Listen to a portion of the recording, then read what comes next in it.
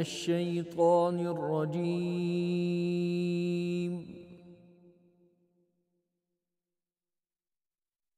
بسم الله الرحمن الرحيم.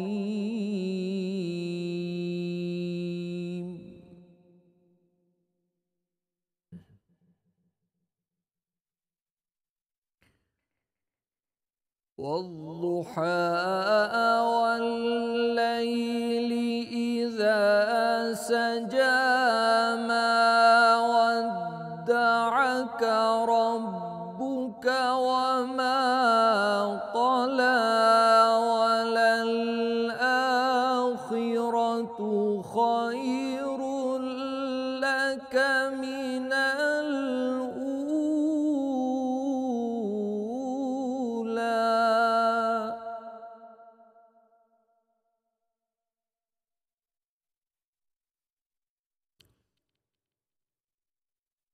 ولسوف يعطيك ربك فترضى.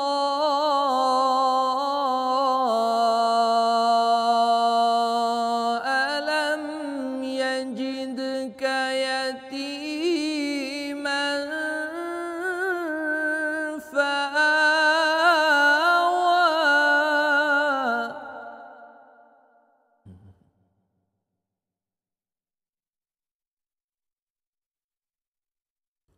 ووجدك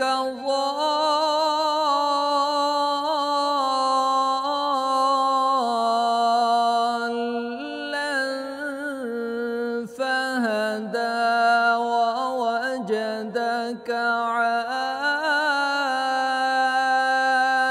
عائلا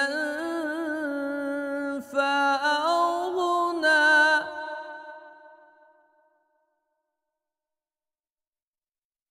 فأما اليتيم فلا تقهر وأما السائل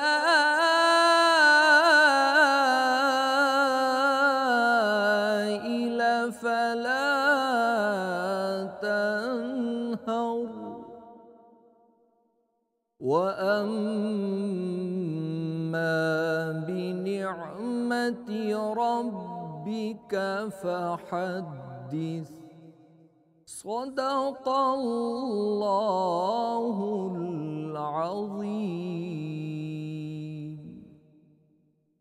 बिस्मिल्लाहिर्रहमानिर्रहीम। अस्सलामु अलैकुम। उम्मीद करती हूँ कि आप सब लोग खैरियत से होंगे। माह करीम की इस ख़ुसूसी इफ्तार ट्रांसमिशन में आप सबको खुश आमदीद। ख़वातीन व हज़रात, बिल आखिर विदाई घड़ियाँ आ गई हैं। आज या कल रमज़ान हमसे पूरे एक साल के लिए जुदा हो जाएगा। अगले साल ये घड़ियाँ नसीब और किस्मत वाले लोग ही पाएंगे। हमें अब ये सोचना है कि इन आखिरी 2 दिनों में हम अल्लाह की मोहब्बत को कैसे अपने दामन में समेट सकते हैं। हमारे लिए रसूल सल्लल्लाहु अलैहि वसल्लम की हस्ती बेहतरीन नमूना है। इंसान अगर अपनी ज़िंदगी और आखिरत की कामयाबी चाहता है तो उसे आखिरी रसूल के नक्शे कदम पर ही चलना होगा। उनसे बेपनाह मोहब्बत हमारी ज़िंदगी का महवर है। ये वो हस्ती हैं जिन पर कुरान मजीद जैसी आफाकी किताब नाजिल हुई। आज का हमारा मौजू गुफ्तगू है हयात तैयबा। मैं हूँ अरीश महिउद्दीन और मेरे साथ मौजूद हैं हाफिज़ नजमुत साकिब। बिस्मिल्लाहिर्रहमानिर्रहीम। अस्सलामु अलैकुम। रब्बि इश्रह ली सदरी व यस्सिर ली अमरी वहलुल उक़दतम मिन लिसानी यफ़क़हू क़ौली। Rabbi ज़िदनी इल्मा rabbi ज़िदनी इल्मा rabbi ज़िदनी इल्मा। आज 29वां रोज़ा हो सकता है कि अभी रोयत हिलाल कमेटी का जिस तरीके से इजलास भी चल रहा है तो कुछ देर तक शायद ख़बर आए कि चाँद नज़र आ गया है, लेकिन इस दफ़ा उम्मीद की जा रही है कि 30 रोज़े मुकम्मल होंगे। तो अल्लाह पाक का शुक्र अदा करना चाहिए कि उसने हमारी ज़िंदगियों में जिस तरीके से रमज़ानुल मुबारक भेजा, और ये साथ साथ दुआ करनी चाहिए कि अगले साल तक अगर हमारी ज़िंदगी रहती है तो फिर से दोबारा रमज़ान जब हमें नसीब हो तब तक हमारे दुनियावी मामलात बेहतर हो सकें, और साथ साथ दीन में हम इतना अपने आप को अपनी इबादत, अपनी रियाजत को, ये जो टूटी फूटी इबादत है इसको इतना एक दुरुस्त कर लें कि हमारे पास जब दोबारा रमज़ान आए तो हमें इस दफ़ा जितनी मेहनत करनी पड़ी है, जिस तरीके से इबादत में अपने आप को सर्व करना पड़ा, तो अगले साल तक हमारी ये हैबिट बन जाए कि हम दीन से दूर ना रह सके, हम इबादत से दूर ना रह सके, हम अल्लाह की याद से गाफिल ना हो सके, हम उसके हबीब हज़रत मुस्तफ़ा मुज्तबा अम्बिया के सरदार जो वजह तख्लीक़ कायनात हैं वो मोहम्मद सल्लल्लाहु अलैहि वसल्लम जो वमा अरसलना का इल्ला रहमतल लिल आलमीन है, उनकी याद से गाफिल ना हो सके। आज का हमारा टॉपिक सीरत तैयबा, बेहतरीन उसवा हसना हमारे सामने मौजूद हैं। जिस तरीके से पिछले प्रोग्राम्स में भी मैंने कहा कि किसी भी शख्स ने अगर कामयाब होना है तो ज़िंदगी के सिर्फ और सिर्फ दो कुलिये वो रख ले कि जो भी काम करें, जो भी इबादत करें, किसी से ताल्लुक़ रखें, किसी से ताल्लुक़ तोड़ें, अल्लाह की रज़ा के लिए, और उस रज़ा के साथ साथ हमारे नबी के बनाए हुए बताए हुए जो तरीके हैं उनके ऊपर चलते रहें, क्योंकि व अतीउल्लाह व अतीउर रसूल। बेशक हमारे पास जब बेहतरीन एक मशअल राह, एक हमारे पास बेहतरीन जब नमूना ज़िंदगी का मौजूद है, तो हम क्यों आगे पीछे भटकते हैं। पूरे रमज़ान में हम यही पैगाम देते रहे, हम यही वाक़यात सीरत तैयबा से कोट करते रहे। तो आज का हमारा टॉपिक भी इसी हवाले से रहेगा, जिसके ऊपर हम लोग डिस्कस करेंगे कि हमारे नबी का बचपन कैसा था। ये डिस्कस करेंगे कि हमारे नबी की जवानी कैसी थी, उनकी रातों की इबादत क्या थी, अगर उन्होंने तलवार उठाई तो इस्लाम के लिए किस तरीके से तलवार उठाई, अगर उन्होंने अपनी ज़ुबान से प्यार और मोहब्बत से इस्लाम का दर्स दिया, तबलीग दी, तो क्या आज के दौर में ये मुश्किल है? क्या आज के दौर में ये करना नामुमकिन है? ऐसा तो हरगिज़ नहीं, क्योंकि वो भेजे गए क़यामत तक के लिए। और साथ साथ मेरे नबी का सबसे बड़ा मौजज़ा कुरान करीम फ़ुरक़ान हमीद। आज सीरत तैयबा को डिस्कस करेंगे। बिल्कुल, इसी के साथ बताती चलूँ कि अभी जो आपने तिलावत कुरान पाक समात फरमाई, उसे पढ़ने की सादत हासिल की कारी राशिद अजीज़ ने। और अब बढ़ते हैं नाते रसूल मकबूल की जानिब। हुजूर मेरी तो सारी बहार आपसे है, हुजूर मेरी तो सारी बहार आपसे है। मैं बेकरार था, मेरा करार आपसे है, हुजूर मेरी तो सारी बहार आपसे है।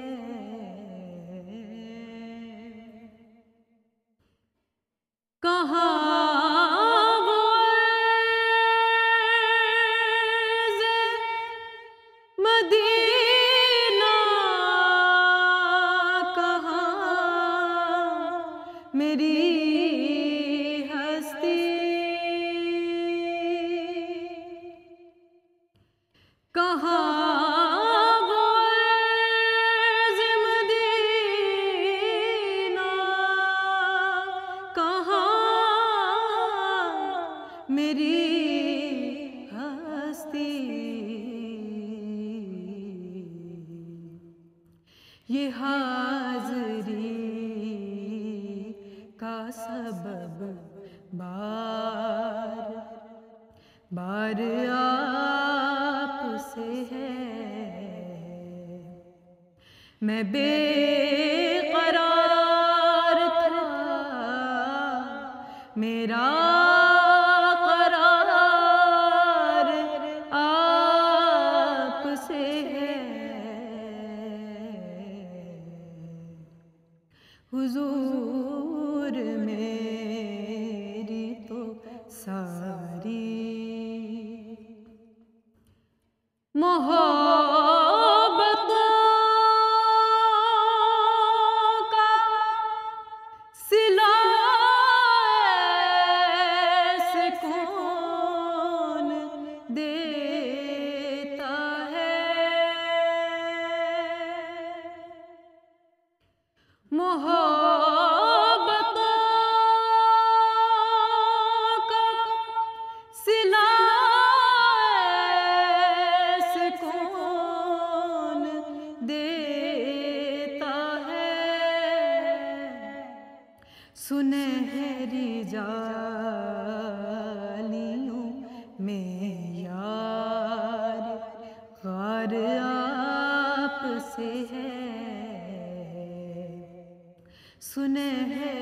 जालियों में यार गार आप से है। मैं बेकरार था, मैं बेकरार था, मेरा करार आपसे है। हुजूर मेरी तो सारी बहार आपसे है। माशाल्लाह, सुभान अल्लाह। आज जो हमारा मौजू है, इंशाल्लाह हम उस पर गुफ्तगू को जो है स्टार्ट करते हैं। हमारे साथ पैनल में मौजूद हैं मुफ्ती एहसानुल हक हज़ारवी साहब, हमारे मेंटर सैयद हसन बुखारी साहब, मेरे बाएं जानब मौजूद है अल्लामा मुनीर आलम हज़ारवी साहब। खुशामदीद आपको, और हमारे स्कॉलर मतीउर रहमान सर। उम्मीद करती हूँ कि आप सब लोग खैरियत से होंगे। तो गुफ्तगू का आगाज़ किया जाए। हज़रत, जिस तरीके से हसन भाई फरमाते हैं कि हमारी इतनी औकात नहीं, ठीक है, कि बेशक हम उनका ज़िक्र कर सकें या उसका हक़ कभी भी अदा कर सकें। हमारे ऊपर सबसे बड़ा हमारे रब का ये एहसान है कि हमें नबी का उम्मती बनाया गया। वो जो हज़रत ईसा भी ख्वाहिश करें, तो ज़रा रोशनी फरमाएं और फिर हम लोग आगे ज़िक्र करते जाते हैं। बिस्मिल्लाहिर्रहमानिर्रहीम, नहमदुहु व नसल्ली अला रसूलिहिल करीम, अम्मा बअदु फ़अऊज़ु बिल्लाहि मिनश्शैतानिर्रजीम, बिस्मिल्लाहिर्रहमानिर्रहीम। लक़द मन्नल्लाहु अलल मुअमिनीना इज़ बअथ फ़ीहिम रसूलन मिन अनफुसिहिम यतलू अलैहिम आयातिही व युज़क्कीहिम व युअल्लिमुहुमुल किताब वल हिकमा व इन कानू मिन क़ब्लु लफ़ी ज़लालिम मुबीन। आपने बात की कि हम पर एहसान हुआ, तो अल्लाह ताला ने कुरान में यही फरमाया कि अल्लाह का बहुत बड़ा एहसान हुआ। लक़द मन्नल्लाहु अलल मुअमिनीन, तहक़ीक़ अल्लाह ने ईमान वालों पे एहसान किया। अल्लाह ताला ने रसूलुल्लाह सल्लल्लाहु अलैहि वसल्लम को इस उम्मत में भेजना, हमें रसूलुल्लाह की उम्मत बना देना, इससे बड़ा कोई एहसान हो ही नहीं सकता। इसलिए अल्लाह तबारक व तआला ने ख़ुद इस बात को बतौर एहसान के जितलाया है। इस बासफ़ीहिम रसूलन मिन अनफुसिहिम, रसूल भेजे जो नो इंसानी में से हैं। यतलू अलैहिम आयाती, आप अल्लाह की आयात पढ़ पढ़ के सुनाते हैं। व युज़क्कीहिम, और उनका तज़किया करते हैं। हमारे अल्हम्दुलिल्लाह रमज़ान में जैसे बहुत से मौज़ूआत अखलाक से मुताल्लिक़ थे, मामलात से मुताल्लिक़ थे, तो उसके वो ये तज़किया का नतीजा होता है। बल्कि मैं आपको कल के सवाल का जवाब यहाँ देता चलूँ। कल आपने कुछ सवालात की और फिर ये फरमाया था कि इनका हल किया है, तो हल उसका तज़किया है, यानी जो अखलाक़ हसना हैं उनसे अपने आप को मुज़य्यन करना, और जो रज़ाइल हैं उनसे अपने आप को बचाना। रसूलुल्लाह सल्लल्लाहु अलैहि वसल्लम ने हज़रात सहाबा की तरबियत फरमाई है, उनका तज़किया किया है, जो रज़ाइल थे उनसे उनको पाक और साफ़ किया है। तो ये रसूलुल्लाह सल्लम की बेसत के मक़ासिद में से बहुत अहम और बुनियादी मकसद था। और इसी तरीके से वयुअल्लिमुहुमुल किताब वल हिकमा, रसूलुल्लाह सल्लल्लाहु अलैहि वसल्लम ने किताब और हिकमत की तालीम भी दी। व इन कानू मिन क़ब्लु लफ़ी ज़लालिम मुबीन, ये मक़ासिद बेसत बयान फरमाए और फरमाया कि पहले जो हैं खुली गुमराही में थे। अल्लामा इक़बाल ने जैसे मंजर कशी की, कभी पानी पीने पिलाने पे झगड़ा, कभी घोड़ा आगे बढ़ाने पे झगड़ा, तो मामूली मामूली बातों पे क़त्ल व गारत, और जो है वो कई नस्लों के अंदर जो है वो सिलसिला चलता रहता था। रसूलुल्लाह सल्लल्लाहु अलैहि वसल्लम की तरबियत की वजह से, आपके तज़किये की वजह से, आपकी तालीम की वजह से अल्लाह तबारक व तआला ने उन हज़रात सहाबा को वो मकाम नसीब फरमा दिया कि ख़ुद उनको नुजूम हिदायत करार दिया। तो ये रसूलुल्लाह सल्लल्लाहु अलैहि वसल्लम अल्लाह ने इस उम्मत में जो भेजे, ये इस उम्मत पर सबसे बड़ा एहसान। वैसे भी आप सल्लल्लाहु अलैहि वसल्लम मक़सूद कायनात हैं, पूरी कायनात जो है वो आपके लिए अल्लाह ताला ने तख्लीक फरमाई, आपकी वजह से तख्लीक फरमाई। और फिर अल्लाह तबारक व तआला ने हम गए गुज़रों को इस ज़माने में सारे जहानों के सरदार की उम्मत में से बना दिया। इससे बड़ा अल्लाह का यकीनन कोई एहसान नहीं हो सकता। हमें जितनी भी दुनिया की नेमतें मिल रही हैं, आखिरत की जितनी भी नेमतें हैं, वो रसूलुल्लाह सल्लल्लाहु अलैहि वसल्लम के वास्ता से हैं, आपके वसीला से हैं। इसलिए आपसे बड़ा कोई मोहसिन मुमकिन ही नहीं है। देखें, किसी से मोहब्बत की कुछ वजूहात होती हैं, चुनांचे चंद बुनियादी वजह जिक्र की जाती हैं, जमाल, कमाल और मिनवाल। किसी का हुस्न और किसी के अंदर कमालात का होना और किसी का एहसानात का होना। आप सल्लल्लाहु अलैहि वसल्लम ये सारी की सारी बातें पाई जाती है। जमाल, हज़रत हसन जैसे आपके जमाल को बयान फरमाते हैं, व अहसन मिन कलम तरक़त आइनी व अजमल मिन कलम तलिदिन निसाउ खुलिक़्त मुबर्रअम मिन कुल्लि आइबिन कअन्नका क़द खुलिक़्त कमा तशाउ। अल्लाह ने वो कमाल नसीब फरमाया, वो हुस्न व जमाल नसीब फरमाया। इसीलिए तो आयशा फरमाती हैं कि ज़ुलेखा की सहेलियों ने यूसुफ को देखा तो अपनी उंगलियां काटी हैं, अगर मेरे महबूब को देख लेती तो उनके कलेजे फट जाते। तो अल्लाह ने वो जमाल अता फरमाया और वो कमाल अता फरमाया कि सारे नबियों का आपको सरदार बनाया। और अल्लाह तबारक व तआला ने मेराज के मौके पे आपकी वो बरतरी, आपकी इमामत, उसको भी दुनिया भर पे आयाम फरमा दिया। और आपके एहसानात देखें, सबसे बड़ी दौलत वो ईमान की दौलत है, और इसी ईमान की दौलत की वजह से हमारी कामयाबी है, और इसी बुनियाद पर अल्लाह ताला हमें जन्नत भी नसीब फरमाएँ और फरमाएंगे इंशाअल्लाह ताला। तो ये जो दौलत हमें नसीब हुई और दुनिया और आखिरत की जितनी नेमतें हैं, ये सारी रसूलुल्लाह सल्लल्लाहु अलैहि वसल्लम के वास्ता से, आपकी वजह से हमें नसीब हुई।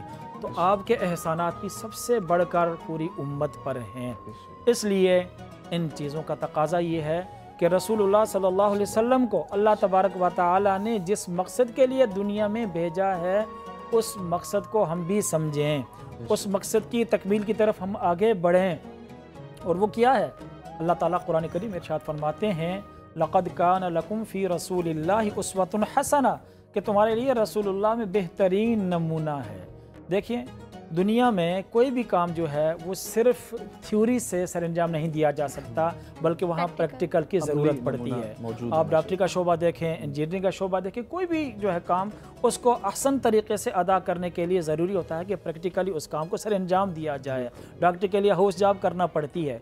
अल्लाह तबारक व तआला ने रसूलुल्लाह सल्लल्लाहु अलैहि वसल्लम को किताबुल्लाह के साथ और तमाम अंबिया अलैहिस्सलाम को आसमानी किताबों और सहीफ़ों के साथ इसीलिए भेजा है कि ताकि मखलूक के सामने वो नमूना बने।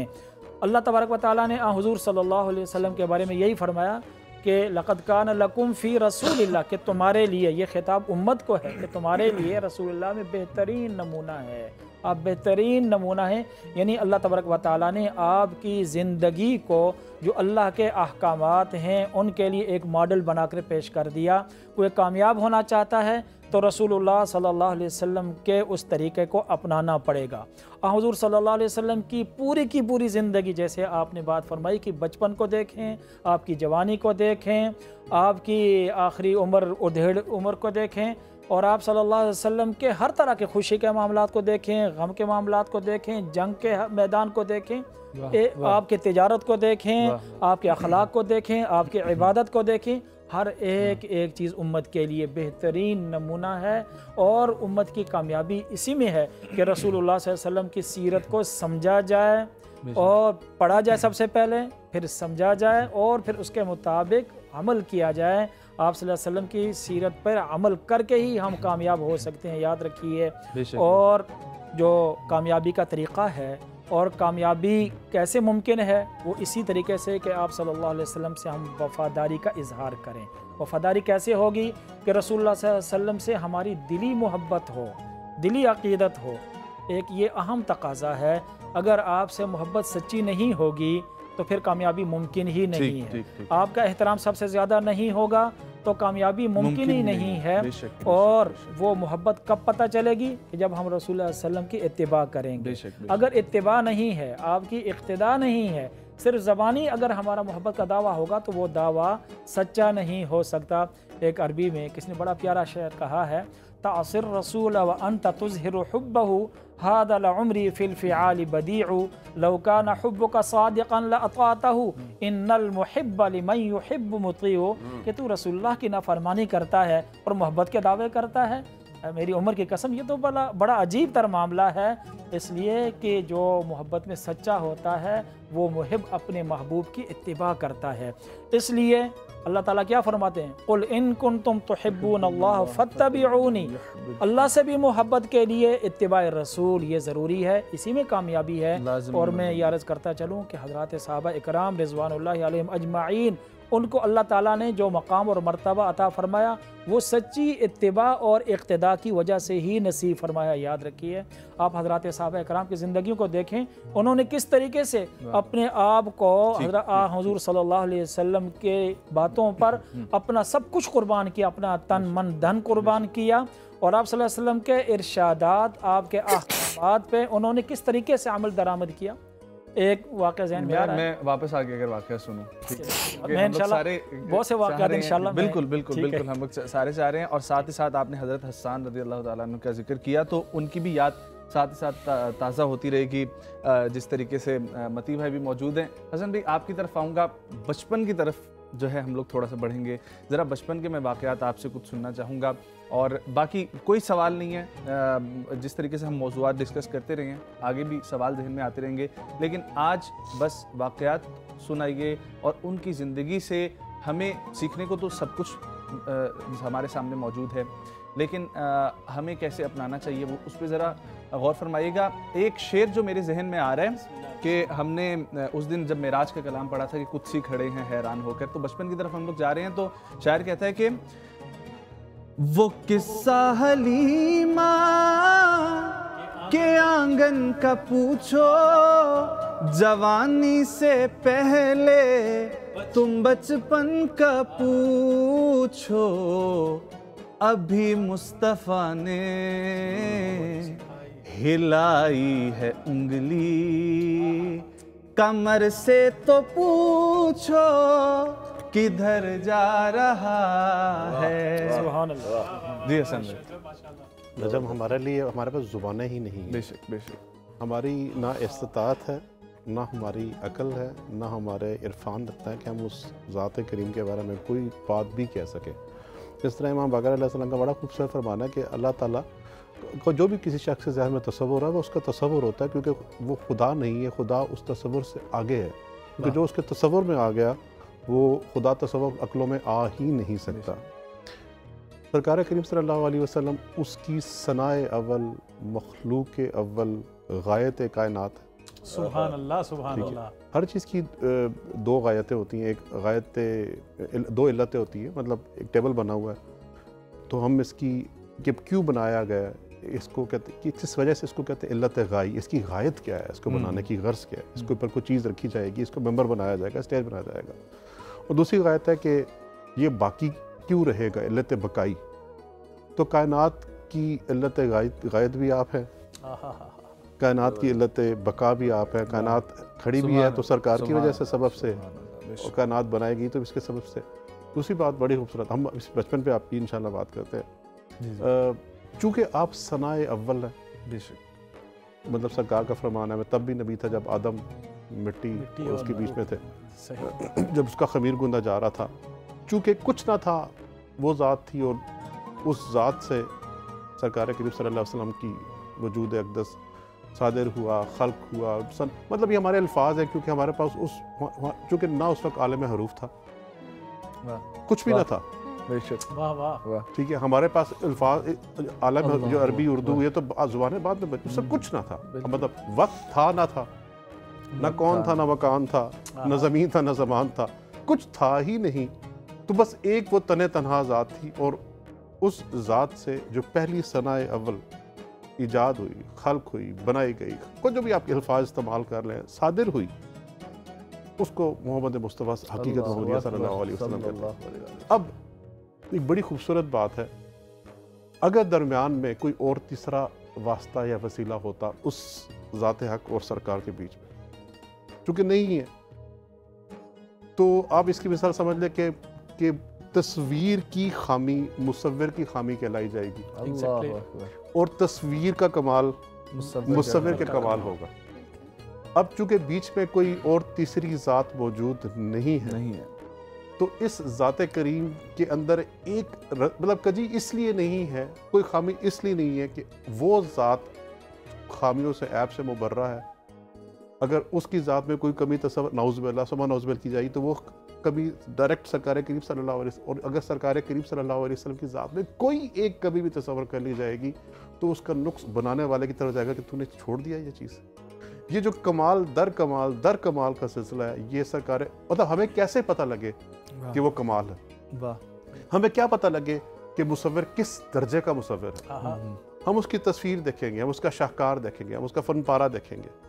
आप सरकार करीम की दुनिया में तशरीफ़ लाने से लेकर दुनिया से पर्दा फरमाने तक एक एक सेकंड कैलकुलेटेड, मीज़ान में तुला हुआ, हद इतदाल पे। सुभान अल्लाह, सुभान अल्लाह। कोई एक भी लम्हा ऐसा नहीं है जो कि सर, और बचपन की बात, मतलब चूँकि फरमाते मैं तब भी नबी था जब आदम फरिश्त वो बेटे उसके बीच में थे, तो सरकार बचपन में भी नबी थे, सरकार बुढ़ापे में भी नबी थे, सरकार जवानी में भी नबी थे। उसका नबूवत का पैगाम ज़ाहिर बात की बात है कि जब आपको बासत कर दिया गया वो तो एक अलग दोस्त है, लेकिन वो जो नुक्ता इत्तेदाल है सरकार की ज़ात से, मैं ये सुनता हूँ, पढ़ता हूँ कि बाकी बच्चे जिस तरह खेल कूद किया करते थे उस तरह सरकार करीब खेल कूद न फरमाया करते। अक्सर सरकार का बचपन से भी वक्त एक बचपन से ही एक बादल आपके सर पे साया फकन रहा करता था। अगर कभी लुत्फ से किसी भेड़ पे वैसे ही हाथ फेर दिया तो उसके थन भर जाते थे। अगर किसी जानवर के ऊपर कुछ उसका भी उसको सलाह दिया तो वो जानवर सेहतयाब, अगर बूढ़ा था तो जवान हो जाता था। अगर कुल्ली किसी कुएं में कर दी तो उसका पानी शीरी हो जाता। मतलब ये लुआब का असर देखिए। और अच्छा, चलते हैं पत्थरों पे निशान पड़ जाते हैं, रेत पे चलते हैं निशान नहीं पड़ता। ये कमाल लुत्फ है। वो मतलब जिस तरह की आप अल्लाह ताला के अस्मा आप उसकी तरफ समझते हैं, उन अस्मा की झलक आपको सरकार करीम में बिल्कुल है नहीं वैसे की वैसे नजर आए। कितना लतीफ़ है सरकार को देख लीजिए, कितना हलीम है सरकार को देख लीजिए, कितना अलीम है सरकार करीम सल्लल्लाहु अलैहि वसल्लम की तरफ निगाह फरमाइए, कितना रहम, कितनी रहमत है तो रहमतुल आलमीन सल्लल्लाहु अलैहि वसल्लम।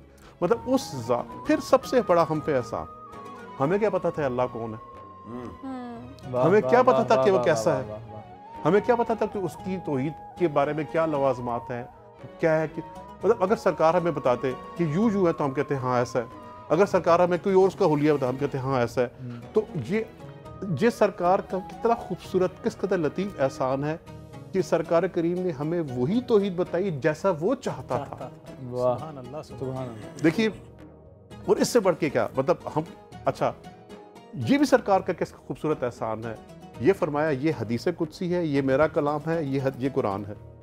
हमारे पास, हम उनको चैलेंज कर सकते थे क्या? अगर सरकार फरमाते हैं सारे का सारा मेरा कलाम है, तो हमारे पास कोई तफरीक का क्राइटेरिया था? नहीं था, हमारे पास कोई क्राइटेरिया ही नहीं है। अच्छा, जुबान एक है, मोजिज़ बयान एक है, लहजा एक है कुरान का, सरकार करीम का। तो हम कैसे जान सकते कि ये चीज़ है? सरकार करीम ने हमें खुद बताया, खुद फरमाया। और मैं भी हैरान होता हूँ, मतलब जहाँ पे आके मार्फत की 7 स्टेजेस कहलाई जाते हैं। ख्वाजा फरीदुद्दीन अत्तार ने बड़ी खूबसूरत किताब लिखी है मंतिक़ उत-तैर, इरफान में और ये सूफिया में बड़ी मशहूर है, फ़क्र के अंदर, सूफिया से नहीं फ़क्र में मशहूर है कि उन्होंने बताया कि जी बेसिकली 7 परिंदे थे और उन्होंने ये तय किया कि हुमा को अपना बादशाह बनाएंगे। अच्छा। और वो हुमा की तलाश में निकले और उन 7 पर, वो चूँकि बड़ी मुश्किल और दकीक किताब है, बड़े इशारे के नाम में लिखी हुई है, उसका तर्जुमा भी हुआ, लेकिन वो इशारा, उसका तर्जुमा समझना भी थोड़ा सा बड़ा मुश्किल है। तो उन परिंदों ने 7 मनाजिल तय की, इल्म, इश्क, मारिफत, हैरत, फ़क्र, तौहीद और गना। ये 7 वादी इरफान परिंदों ने तय की। मुख्तसर उसका ये था कि वो जब 7 वादियाँ तय कर चुके तो वो एक बड़ाव पे उतरे, वहाँ पानी था। जब आखिरी, अच्छा मैं अब बात को मुख्तसर करूँगा क्योंकि ये ऐसा लुत्फ़ वाली बात है।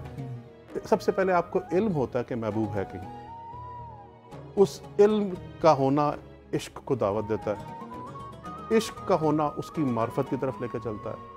जब मार्फत में कदम रखते हैं तो आपको मुकाम हैरत आता है कि हर तरफ आपको महबूब के जलवे नज़र आते हैं। इल्म, इश्क, मार्फत, हैरत के बाद अगला मुकाम है फ़क्र का, जिसके ऊपर आप अपना सब कुछ महबूब के हाथ में डाल देते हैं, चाहे दे। फ़क्र के बाद अगला मुकाम तौहीद है, मैं रांझा रांझा करते कर दे आप रांझा होई। और इसके बाद सबसे आखिरी मुकाम गना, जो दे उसका भी भला, जो ना दे उसका ही भला। ये 7 मनाजिल इरफान, ये 7 मनाजिल सलूक इन परिंदों ने तय की। जब वादी से उतरे तो जब वो 7 मनाजिल तय कर चुके तो किसी पानी के पड़ाव पर पानी था, तो उन्होंने पानी में अक्स देखा, वो सारे परिंदे खुद हुमा हो चुके थे। वाह वाह वाह वाह। हुमा एक ऐसा ख्याली परिंदा है जो कि उनका नजर नहीं आता, उन अरबी में उनका भी कहते हैं, उर्दू में हुमा कहते हैं, फारसी में भी। ये जो सातों की सातों मनाज़िल इरफान है, ये जिसमें इल्म, इश्क, मार्फत, हैरत, फ़क्र, तौहीद, सरकार करीम का इन पे कब्जा। अल्लाह की इल्म हुआ तो हमें तौहीद का सरकार की तरफ से हुआ। अगर अल्लाह ताला की मोहब्बत इरफान की बारिशें निशावर हुई तो हमें इस सरकार करीम से निशावर हुई। अगर हमें उसकी मार्फत उस ज़ात की हुई तो हमें सरकार करीम के सदक़े में हुई। अगर हम मुकाम हैरत में आए तो सरकार करीम सल्लल्लाहु अलैहि वसल्लम की सबब से हुआ।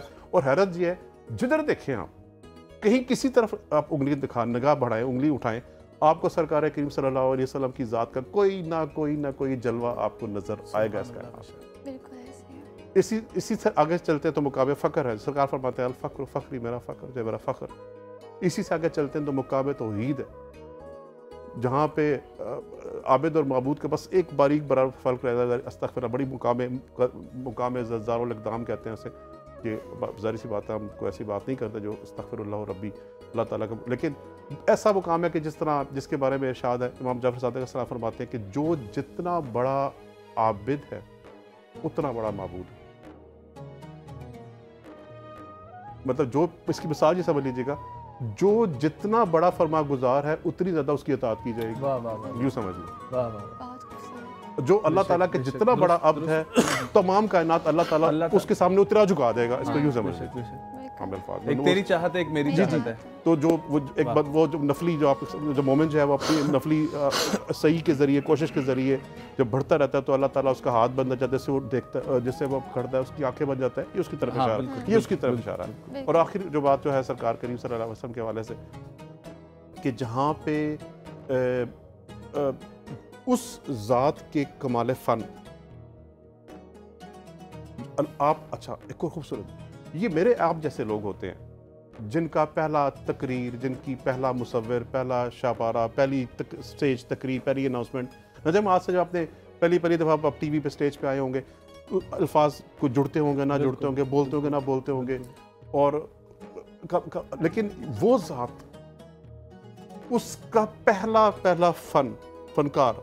फनपारा, उसका पहला शाहकार वही हद कमाल पे है। और उसके बाद उसने कोई कलम तोड़ दी, उसके बाद उसने कोई और दोबारा सा फनपारा खल्क ना किया। बहुत खूबसूरत। हम अपनी इस प्यारी गुफ्तगू का सिलसिला यहीं से जारी रखेंगे, लेकिन पहले यहाँ पे लेते हैं छोटी सी ब्रेक। कहीं जाइएगा मत, देखते रहिए माहिर करीम इफ्तार ट्रांसमिशन।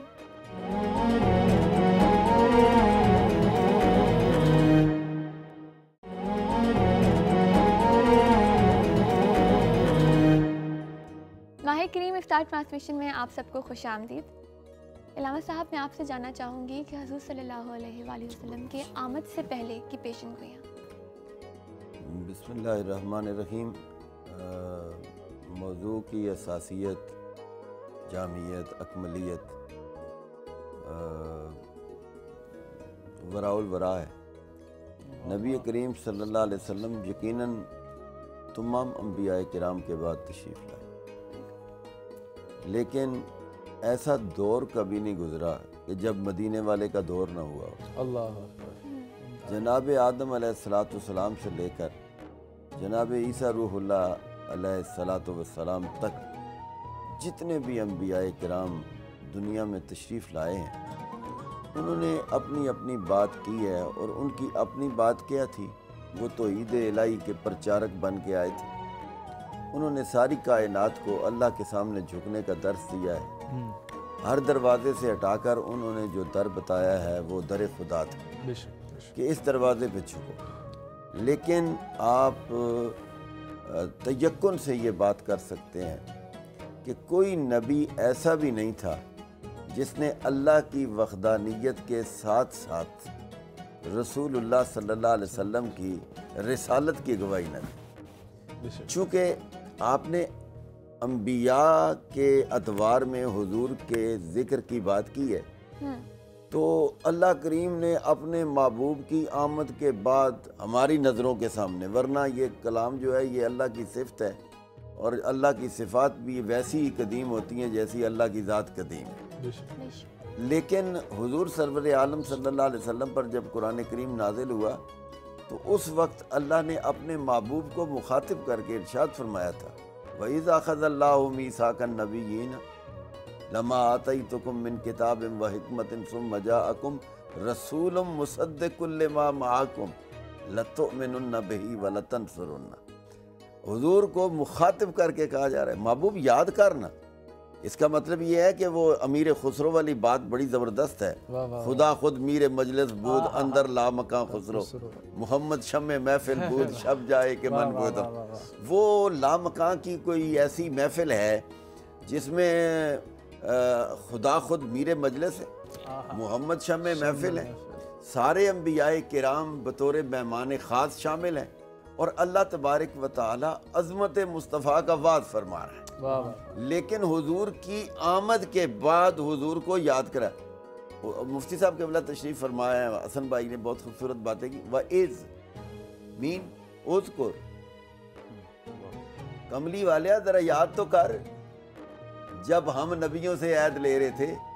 ये इज़ बता रहा है कि अल्लाह ने अकेले नबियों से वाज नहीं किया, बल्कि जिसके बारे में वाज हो रहा था उसको सामने बिठा कर वाज किया।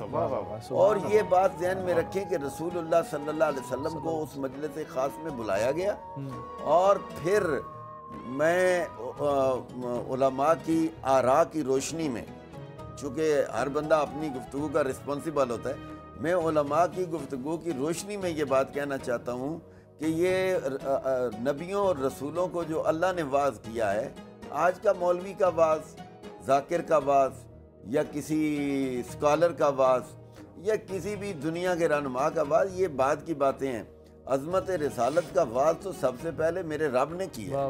और उलमा ने लिखा है इसमें कि इस एक आयत के अंदर मेरे रब ने 10 ताकीदें नाज़िल फरमाई।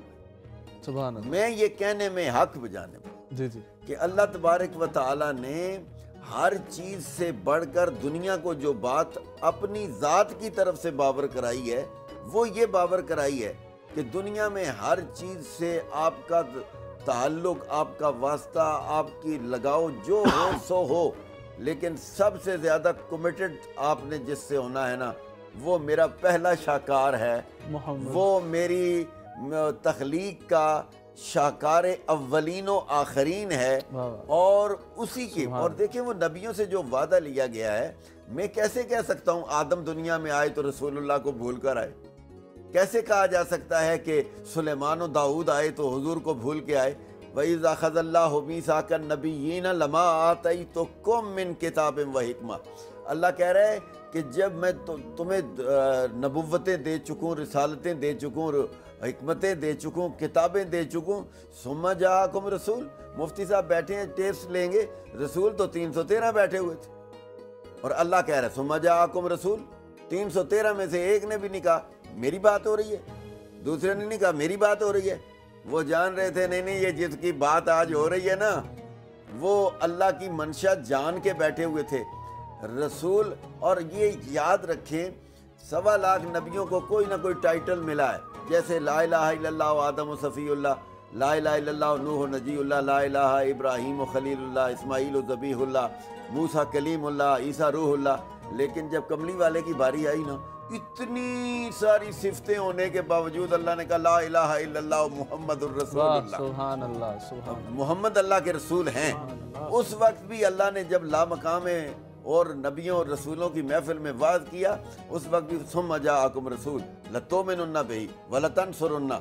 अपनी अपनी नबुव्वतों और रिसालतों को कहीं ना देखते रहना, अपना फरिश्तों का अपने सामने सजदों में झुके हुए को ना देखते रहना, कहीं हवाओं पे तैरने को ना देखना, कहीं परिंदों की बोलियों को समझने को ना देखना, कहीं लोहे को मोम करने को ना देखना, कहीं कश्ती बेड़े तराने को ना देखना, कहीं। और अब किसी ने कहा था ना, अगर नामे मोहम्मद रा नेहा वुर्दे शफी आदम, ना आदम याफ्ते तोबा न नूहत घर के नज्जैना। हम तो जानते हैं कि कायनात का हर बेड़ा चलता है तो वो मदीने वाले के नाम पे चलता है। तो हर नबी, हर रसूल ने अपने अपने दौर में जिस अंदाज से रसूलुल्लाह का जिक्र किया है, मौलवी, जाकिर, पीर, वाइज ये तो सोच ही नहीं सकता जिस अंदाज से अम्बिया ने रसूलुल्लाह। और सबसे आखिर में जनाबे ईसा रूहुल्लाह अलैहिस्सलाम ने तो नाम लेकर कह दिया कि अब वो आने वाले हैं जिनका सारे ज़माने में चर्चा था, चर्चा होगा और क़यामत की सुबह तक जिनका चर्चा रहेगा। और फिर एक बात में बस मैं ये इस पे क्लोज कर रहा हूँ कि आलम अरवा में भी बातें हुजूर की होती रही। आलम अजसाम के कोने खुदरे में जिधर आप चले जाएं, आपको नबुव्वत और रिसालत की महक इतने प्यार से आती हुई नजर आती है। आप आलम बरज़ख में चले जाएं तो मन रब्बों का मादीनों का के बाद रसूलुल्लाह सल्लल्लाहु अलैहि वसल्लम सामने आ जाते हैं। और जब आलम हश्र होगा तो क्या अल्लाह को पता नहीं है कि मैंने क्या गुनाह किए हुए हैं? अल्लाह नहीं जानता कि मैंने कौन कौन सी नेकियां की हुई हैं? नेकोकारों को उठाता जन्नत भेज देता और बदकारों को उठाता जहन्नम में डाल देता। लेकिन मौलाना हसन रज़ा, मौलाना अहमद रज़ा फाजिल बरेलवी के छोटे भाई हैं, जिन्हें उन्होंने कहा कि मैं नात की दुनिया का, नात गोई की दुनिया का बादशाह हूँ और ये हसन मेरा वजीर है। उन्होंने कहा था फ़कत इतना सबब है इन्हें काते बज़्म माशर का कि उनकी शान महबूबी दिखाई जाने वाली है।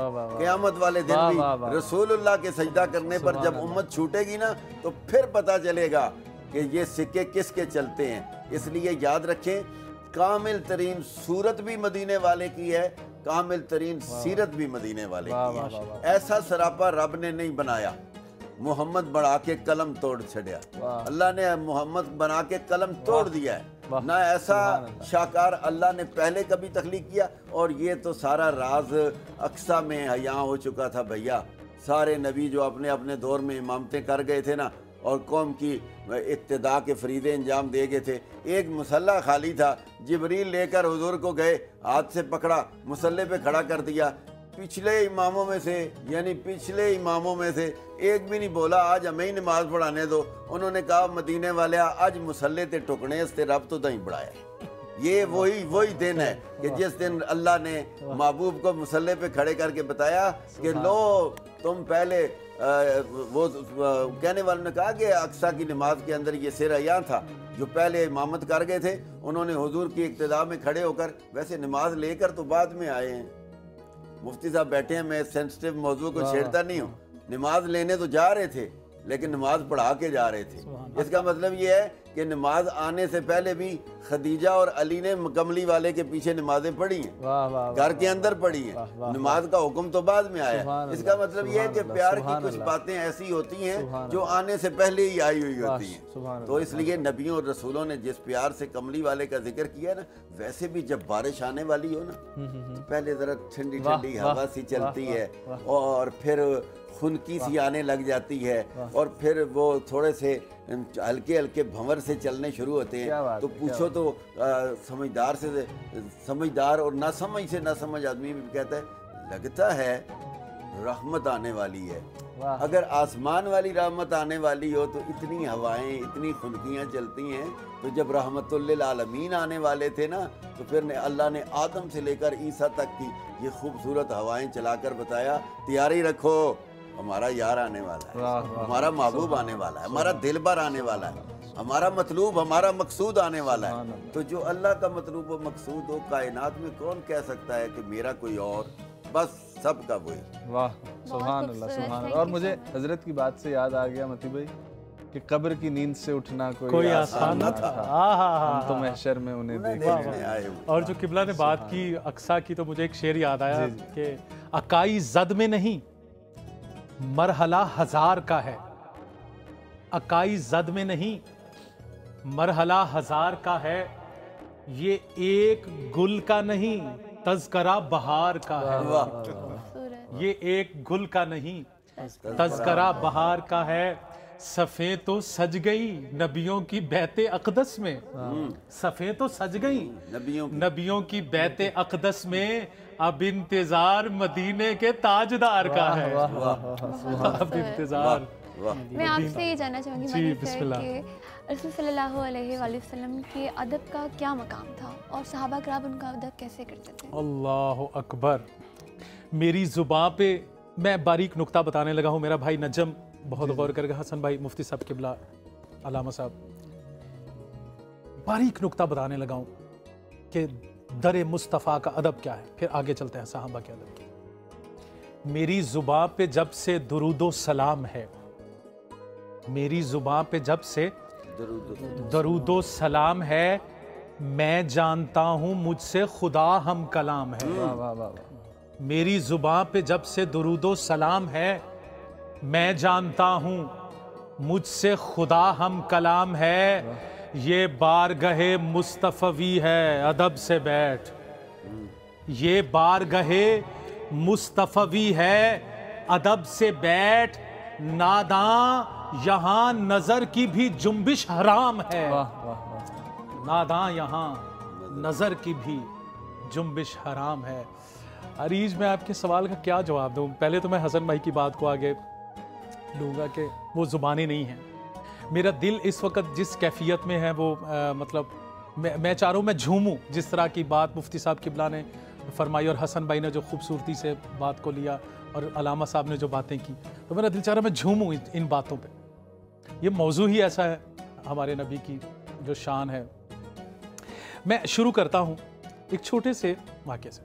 जब मैं देखिए, किसी ने रसूलुल्लाह के विसाल के बाद एक साहबी से पूछा कि कौन से जानवर जो है वो हराम करार दी गए जिनकी कुर्बानी नहीं होती। अब अरीज मेरी तरफ नजम भाई देखिएगा जी। तो वो साहबी रसूल कहने लगा कि मैंने अल्लाह के रसूल से सुना और अल्लाह के रसूल ने ऐसे 4 उंगलियों का इशारा किया था कि ये फ़लाँ फ़लाँ जानवर जो है इनकी कुर्बानी होती, जो दागदार हो या जो मतलब जिसकी आँख निशान हो, ज़ख़म हो, जो ये 4। और ये बताने के बाद उसने जो अदब बताने लगा, जो आपने सवाल किया, ये बताने के बाद उसने कहा कि ये मैंने इसलिए किया कि मेरे नबी ने ऐसे उंगलियां 4 ऐसे की थी, लेकिन मेरी उंगलियां मुस्तफ़ा की उंगलियों जैसी नहीं हैं, मेरी उंगलियां छोटी हैं। ये अदब था सहाबा का, ये अदब था अल्लाह के रसूल का, जो सहाबा किराम अदब। हज़रत उस्मान गनी से किसी ने पूछा, उस्मान उम्र में आप रसूलुल्लाह से बड़े हैं या रसूलुल्लाह आपसे बड़े हैं? तो वो फरमाने लगे, बड़े तो अल्लाह के रसूल ही हैं, मैं पैदा पहले हो गया था। मैं पैदा पहले हो गया था। कबीला बनी अमर बिन औफ के दरमियान झगड़ा चल रहा है, ये कबीला था।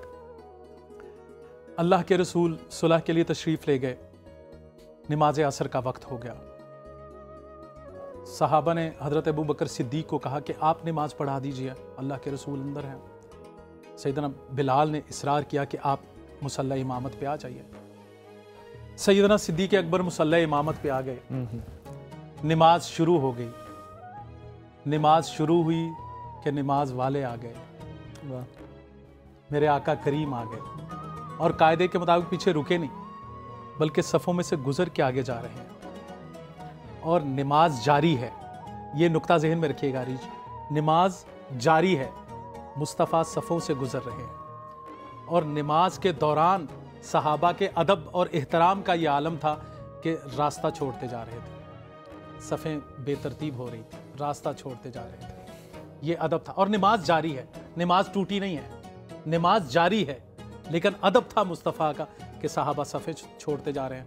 यहाँ तक कि दरमियान में पहुँचे और सैयदना सिद्दीक़ अकबर चूँकि मिजाज नबूवत से आशना थे, वो समझ गए कि मुस्तफ़ा आ गए। मुसल्ला छोड़ के पीछे हटने लगे तो कमली वाले ने वहीं से फरमाया, सिद्दीक उसको ताला मकानिक, अपनी जगह पे खड़े रहो, नमाज पढ़ाते रहो। देखिए सिद्दीक रज़ी अल्लाह ताला अन्हु को पता भी चल गया, सफ़े भी टूट गई, लेकिन नमाज जारी है। नमाज नहीं टूटी क्योंकि ये उनकी टूटती है जिनकी लगी नहीं। सहाबा की लगी हुई थी सो उनकी टूटी नहीं।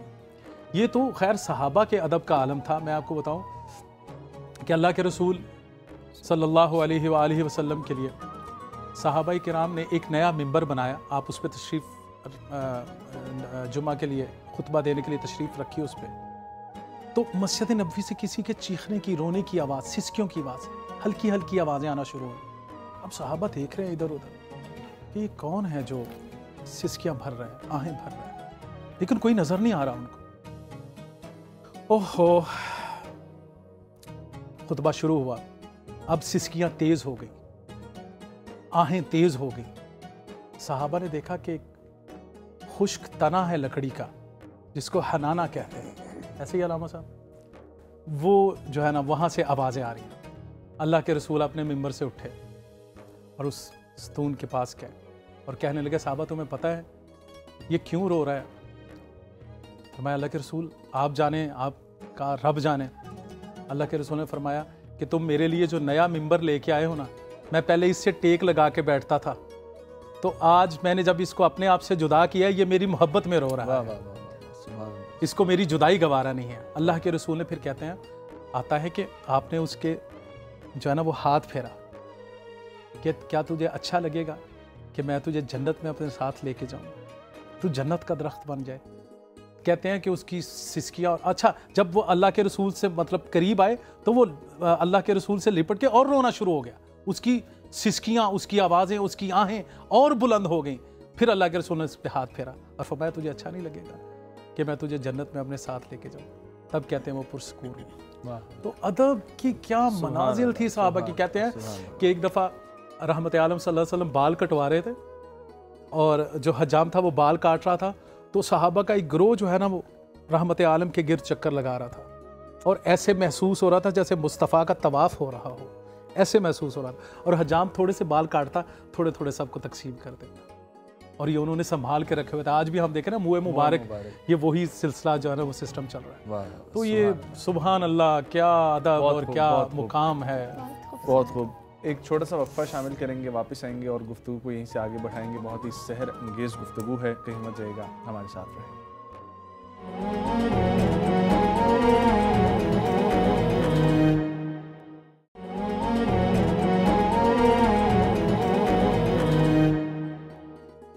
एक बार फिर से आपको माह करीम इफ्तार ट्रांसमिशन में खुश आमदीद कहते हैं।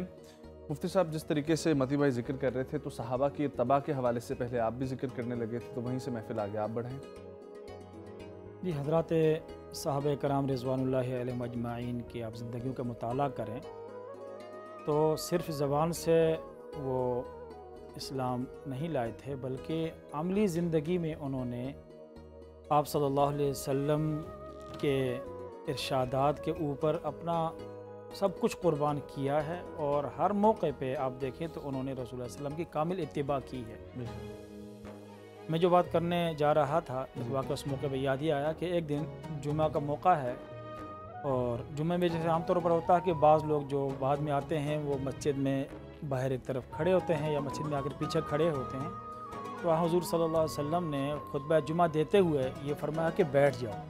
मकसूद ये था कि जो लोग बाहर खड़े हैं, जो पीछे खड़े हैं, वो बैठ जाएं। तो हज़रत अब्दुल्लाह इब्न मसूद रज़ी अल्लाह ताला अन्हु अभी मस्जिद में पहुँचे भी नहीं थे, रास्ते पे आ रहे थे, रास्ते में थे तो वहीं बैठ गए, रास्ते ही में बैठ गए। तो बाद में हुज़ूर सल्लल्लाहु अलैहि वसल्लम ने हज़रत अब्दुल्लाह इब्न मसूद को कहा कि इब्न मसूद, मैं तो उन लोगों को बैठाना चाह रहा था जो मस्जिद में खड़े थे, अतराफ़ में खड़े थे, आप तो अभी रास्ते में थे, दूर थे।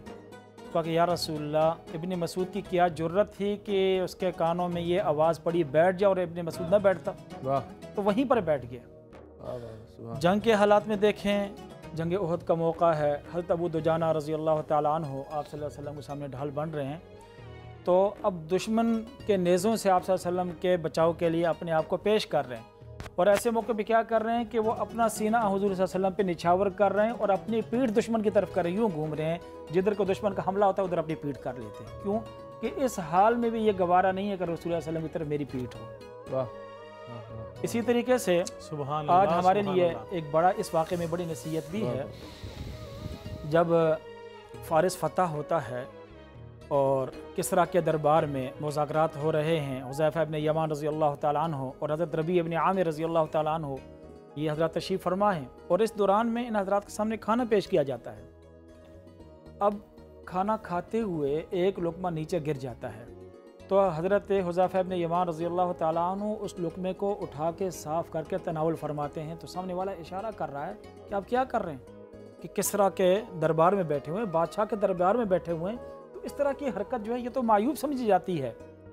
तो हज़रत हुज़ैफ़ा इब्न यमान रज़ी अल्लाह ताला अन्हु ने क्या खूबसूरत जवाब दिया, अत्रुकु सुन्नत रसूलिल्लाह सल्लल्लाहु अलैहि वसल्लम लिहाउलाइल हुमक़ा, इन बेवकूफ़ों की वजह से मैं अपने रसूल सल्लल्लाहु अलैहि वसल्लम की सुन्नत को छोड़ूंगा। आज देखिए हमारा क्या हाल है, हम कहते हैं कि जी हम अपनी शक्ल भी अमेरिके वालों की तरह बनाएं, अपनी वज़ाक़ता अपना लिबास उनकी तरह बनाएं, उनकी तरह हो, उनकी तरह मुँह टेढ़ा करके अंग्रेज़ी बोलेंगे तो शायद जो है हम बड़े जो है न तरक्की याफ्ता नज़र आएंगे। लेकिन हकीकत ये है कि हम जो जितने मर्ज़ी जतन कर लें वो हमसे ना वो राज़ी होंगे और ना अल्लाह और उसके रसूल हमसे राज़ी होंगे। अल्लाह माफ़ फरमाए, हमारा हाल वो बनता जा रहा है कि जैसे कि धोबी का कुत्ता ना घर का ना घाट खा, ना खुदा ही मिला ना विसाले सनम, ना इधर के रहे ना उधर के रहे, किसी का दरबार है ऊंचा इतना, किसी का दरबार है ऊंचा इतना कि सर झुक के भी ऊंचा रहेगा। हंसे जाने से जब तक तुम डरोगे, हंसे जाने से जब तक तुम डरोगे, ज़माना तुम पे हंसता ही रहेगा। आज गैरों के इत्तिबा में, उनके हंसे जाने के डर से हम अपने हबीब सल्लल्लाहु अलैहि वसल्लम के सुन्नतों के ज़िबा करते हुए जा रहे हैं, और फिर भी हम समझते हैं कि हम बड़े दीनदार हैं, बड़े नेकूकार हैं। याद रखिए, मुसलमान की कामयाबी सिर्फ़ और सिर्फ इसी में है कि वो रसूल सल्लल्लाहु अलैहि वसल्लम की सच्ची इत्तिबा करें। इसके बगैर कामयाबी की कोई और सूरत मुमकिन नहीं है। बहुत शुक्रिया हसन भाई। जो रहमतल लिल आलमीन है, उन्होंने बहुत जुल्म भी बर्दाश्त किया, और चाहे वो ताइफ की वादी हो, चाहे मक्का हो। तो मैं ज़रा वो उस पर मैं चाहूँगा कि आप रोशनी करें। एक बड़ी खूबसूरत बात है नजम कि आप ये देखिएगा कि जब कोई किसी को नाम देता है तो अपने इल्म के मुताबिक उसका नाम रखता है, इसी तो तरह जितना उसकी अपनी जितना अकल, उसकी जितनी बसात समझ इल्म बूझ है। की। तो एक क्या मुहावरा है, आंखों के अंदर नाम नैन सुख। तो ये हमारी जैसे जोहला के लिए कि हम किसी शख्स में वो सिर्फ वस्फ हो या ना हो, हम उसका नाम रख देते हैं। ठीक है, ये हम जैसों के लिए। अब रहमत लिल आलमीन का लक़ब उस खलीक़ अव्वल ने दिया, इसी तरह उस ज़ात अव्वल ने, सरकार करीम को अल्लाह ताला ने ये लक़ब, ये नाम रहमत लिल आलमीन उसको दिया। तो क्या अब सवाल है कि क्या अपने इल्म की बुनियाद पर दिया, नऊज़ुबिल्लाह, या क्या किसी लाइल्मी की बुनियाद पर दिया? तो अपने इल्म एक कामिल की बुनियाद पर सरकार का नाम दिया। इसका मतलब है कि ये वो रहमत मुतलका है कि जिसके आगे रहमत का कोई तसव्वुर हो ही नहीं सकता। वाह वाह। वमा अरसलनाका इल्ला रहमतल लिल आलमीन, ये इट्सेल्फ आयत कई बड़े मसाइल हल करती है। मिसाल के तौर पे इसका तर्जुमा कर लीजिए। अच्छा, रहमत कहते हैं, अल-मुंजिद बड़ी अरबिक की मशहूर डिक्शनरी है, फ़रोज़ुल लुगत में भी जो अरबिक वर्जन है, रहमत के 3-4 बड़े मारूफ माने हैं। दुआओं की कबूलियत को रहमत कहते हैं, हाजात की बराबरी को रहमत कहते हैं, बीमारियों से शिफा को रहमत कहते हैं। और सरकार के बारे में क्या है, वमा अरसलनाका इल्ला रहमतल लिल आलमीन। इसका मतलब है कि रहमत के लिए वाजिब हो गया कि वो अपने हर उस शख्स, हर उस ज़ात, हर उस नफ्स जिसको रहमत चाहिए उसके हाल से वाकिफ़ हो। वाह वाह। हाल से वाकिफ़ ना होगा तो रहमत बरस नहीं सकेगी। और ना सिर्फ हाल पे वाकिफ़ हो, बल्कि जब बैक वक्त मैं भी पुकार रहा हूँ, आप भी पुकार रहे हैं, आप भी पुकार रहे हैं, तो रहमत का बादल बैक वक्त तमाम आलमीन पे निछावर हो रहा हो। जब तक कि रहमत का बादल, अगर कोई एक शख्स भी कहे जी नहीं ऐसा नहीं है, या कोई एक शख्स भी उसे महरूम रह गया, तो रहमत मुतलका का तस्वर ख़त्म हो जाए। अगर रहमत कहते ही उसे कि तमाम आलमीन, तमाम ज़र्रा कायनात, हर नफ्स, हर ज़ीरू अगर बैक वक्त भी रहमत का तलबगार हो, तो रहमत में यह सकत, यह क़ुव्वत होनी चाहिए कि बैक वक्त तमाम आलमीन के ऊपर रहमत निछावर कर सके। वरना रहमतुल आलमीन का लक़ब, वो इसम अपनी हक अदा नहीं कर पाएगा। तो सरकार हर नफ्स से वाकिफ़ भी है। रहमत अल्लाह की रहमत कह लें, अल्लाह की रहमत हर नफ्स से वाकिफ़ भी है, हर नफ्स पे मौजूद भी है। इसी एक आयत ने खूबसूरत, तो इसको आप मसला हाज़िर और नाज़िर कहते हैं। देखिए, चूँकि अल्लाह ताला की गुज़रा, तो एक अपनी, तो इस वजह से कोई एक नफ्स ऐसा नहीं है जिसको अल्लाह ताला की रहमत चाहिए। और वो दुआए कुमैल के बड़े खूबसूरत अल्फाज हैं कि या अल्लाह, तेरी उस रहमत वासिया का वास्ता जिसने हर शय का अहाता कर रखा। वाह वाह वाह। कोई ऐसा ज़ात, कोई ऐसा नफ्स मौजूद नहीं है। अब आपको दुआओं की कबूलियत चाहिए तो सरकार का दामन पकड़ के अल्लाह से दुआ करें, अल्लाहुम्मा बिजाह मुहम्मदिन व अली, अल्लाहुम्मा बिहक़्क़ि मोहम्मद मुस्तफ़ा। या अल्लाह तुझे, बल्कि आदम की दुआ की कैसे तौबा कबूली, अल्लाहुम्मा बिहक़्क़ि मुहम्मदिन व अंतल महमूद व बिहक़्क़ि अली व अंतल आला व बिहक़्क़ि फ़ातिमा व अंत फ़ातिर अस्समावाति व अर्ज़ व बिहक़्क़ि अल हसन व अंतल मोहसिन व बिहक़्क़ि अल हुसैन व अंत क़दीमुल एहसान। या अल्लाह तुझे वास्ता है मोहम्मद मुस्तफ़ा सल्लल्लाहु अलैहि वसल्लम का कि तू महमूद है, तुझे वास्ता अली मुर्तज़ा कि तू आला है, तुझे वास्ता है फ़ातिमा सारा सलाम अलैहा कि तू फ़ातिर अस्समावाति वल अर्ज़। तो ये सारी वो रहमत के पर, तो इन सब, तो जब तक सरकार करीम का वास्ता नहीं देंगे अल्लाह ताला को, तो वो दुआएं मुअल्लक़ रहेंगी। इस क्यों है कि ऐसा मौजूद है कि क्यों कहा गया बेशुमार हदीस में, अनगिनत हदीस में, कि दुआ के अव्वल और आखिर दुरूद पढ़ने से दुआ की कबूलियत की ज़मानत क्यों हो जाती है? बिल्कुल, बेशक बेशक बेशक। तो ये रहमत का तकाजा था कि अल्लाह ताला ने अपनी बंदों पर जो रहमत के दरवाजे खोलने थे, वो इसी चैनल के थ्रू, इसी ज़रिए के थ्रू, इसी बाब के थ्रू खोलने थे, जिसका नाम है मोहम्मद मुस्तफ़ा। सल्लल्लाहु अलैहि वसल्लम। वाह, सुभान अल्लाह, सुभान अल्लाह। रहमा साहब, मैं आपसे जानना चाहूँगी कि अगर हम हज़रत सल्लल्लाहु अलैहि वसल्लम के खुतबा हिज्जतुल वदा के मताला करें तो हमें पता चलता है कि वो मुकम्मल और खूबसूरत खुतबा है। तो मैं चाहूँगी कि आप उस पर रोशनी डालें। बिस्मिल्लाहिर्रहमानिर्रहीम। नबी करीम सल्लल्लाहु अलैहि वसल्लम की ज़िंदगी, हयात मुबारका और आपका ज़िंदगी का हर पल यकीनन लायक तहसीन भी है, लायक तकलीद भी है। बेशक बेशक। खुतबा हुज्जतुल विदा जो है ज़िंदगी का वो अजीम चार्टर है जिसने क़यामत की सुबह तक वो रास्ते मुतय्यन किए हैं कि जिनसे हट कर चलने का तसव्वुर करने के बाद ज़िंदगी में कामयाबी उनका हो जाती है।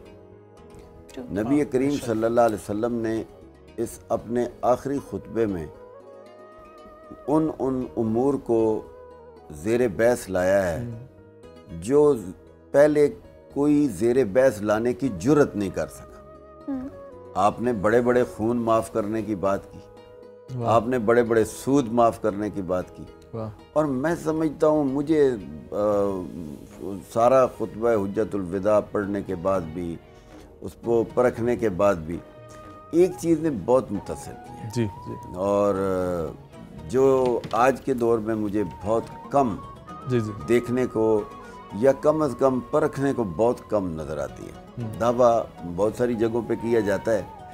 नबी करीम सल्लल्लाहु अलैहि वसल्लम ने फरमाया है कि ये जो बंदा मोमिन है ना, इसकी हुर्मत इस काबे से ज़्यादा है।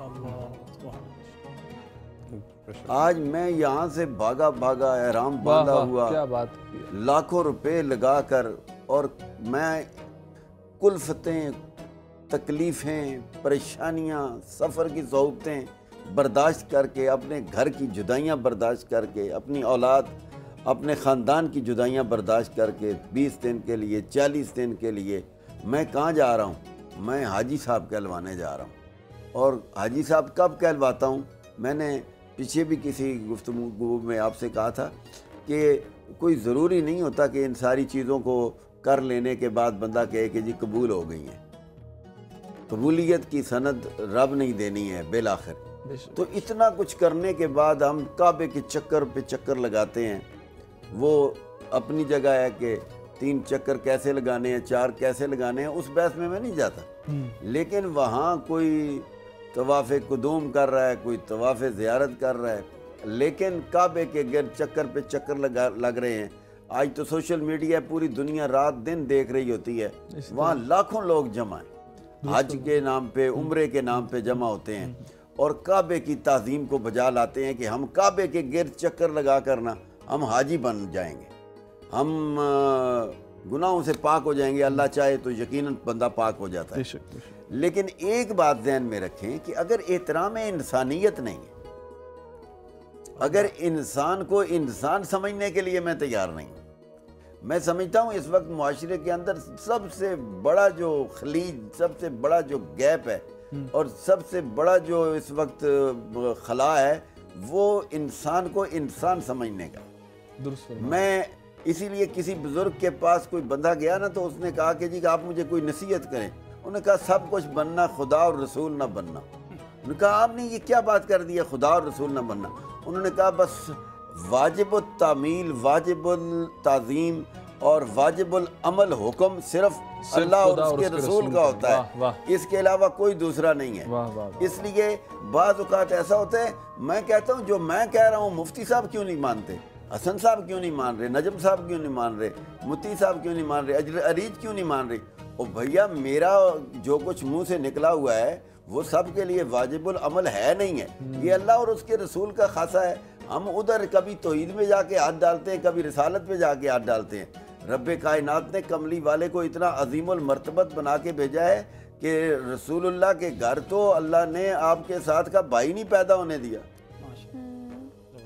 आज दुनिया के अंदर नाउज़ुबिल्लाह मिन ज़ालिका इस तरह की तहारीक जब चलती हैं और बड़ी बड़ी दुनिया उनकी बेखुनी के लिए भी मेरे रब ने भेजी हुई होती है, लेकिन 14 सदियों के बाद, 15 सदियों के बाद कोई बंदा उठ के कहे कि मैं भी रसूलुल्लाह सल्लल्लाहु अलैहि वसल्लम जैसा हूँ। मैंने तो सिर्फ सरकार की सीरत की किताबों में पढ़ा है कि सरकार दो आलम सल्लम के वालिदैन मुबारक की शादी के बाद उनके चंद दिन का जो आपस में इकट्ठा रहना था, फिर आपके वालिद गिरामी सफ़र तिजारत पे जाते हैं, वापसी पे रास्ते पे ही आपको अल्लाह ताला ने अपने पास बुला लिया। और क्या हुजूर के वालिद गिरामी ज़िंदा होते तो क्या हुजूर के घर में आपके वालिद माजिद हज़रत अब्दुल्ला और हज़रत आमना के यहाँ दूसरी औलाद पैदा ना होती? लाजमन जिसके घर में एक औलाद पैदा होती है, अगर मियाँ बीवी सलामत है, दूसरी औलाद पैदा होती है। लेकिन रब्बे कायनात ने पहले ही बाप को उठा लिया कि आप आ जाइए, मैं नहीं चाहता, मैं रब होकर नहीं चाहता। ये मंशा इलाही है। मैं हुजूर की शान यतीमी की हिकमत में से एक हिकमत बयान कर रहा हूँ कि शान यतीमी की ये हिकमत है कि अल्लाह ने हुजूर के वालिद को, हालांकि दुनिया के हवाले से यतीम होना एक ताना है, एक कमी तस्वर की जाती है, और यार ये बच्चा बड़ा यतीम है, अगर इसमें टैलेंट तो बड़ा है लेकिन इसका बाप होता तो ये हो जाता, बाप होता तो। अल्लाह ने कहा महबूब दुनिया को ये कह दूंगा, यतीम कह दो, लेकिन यतीम ये सिर्फ ना कहना, बर दुरे यतीम कह देना। तो यतीम कहलवा दूंगा लेकिन तेरा बाप पहले ले लूंगा। और फिर मैं ये भी नहीं चाहता कल कोई कहे कि बाप ने पाला है। मैं पाल के भी ऐसा, इन्ना का बेआ योने ना, मुफ्ती साहब तायद करेंगे, अल्लाह हर वक्त अपनी नज़रों में रखता है अपने महबूब को, पाला भी ऐसा है। और फिर अल्लाह ये भी नहीं चाहता था कि किसी मौलवी के सामने जाके, किसी राहिब के सामने जाके घुटने टेक के कल को दुनिया दावा करती पड़े कि जिनका कलमा मुसलमान पढ़ते हैं वो तो हमारी यूनिवर्सिटी और हमारे कॉलेज और हमारे सूरत दुहा में जिस तरीके से अलम यजिद के यतीमन फआवा। हाँ, तो अल्लाह तबारक व तआला ने तो आपने महबूब को ऐसा हसार में लिया कि ना बाप को पहले ले लिया, किसी मौलवी, किसी यूनिवर्सिटी, किसी कॉलेज और किसी भी इंस्टीट्यूशन में नहीं जाने दिया। पढ़ाया भी ऐसा कि अर्रहमान अल्लमल कुरान, रहमान ने खुद कुरान। और फिर यतीमी की आखिरी हिकमत में ये कह दूं कि लोग कहते हैं कि जी आज कौन सा हमारा लीडर है, माजरत के साथ मैं नाम तो किसी का नहीं लूंगा, लेकिन कौन सा हमारा लीडर है जो ये नहीं कहता कि मैं गरीब का हामी?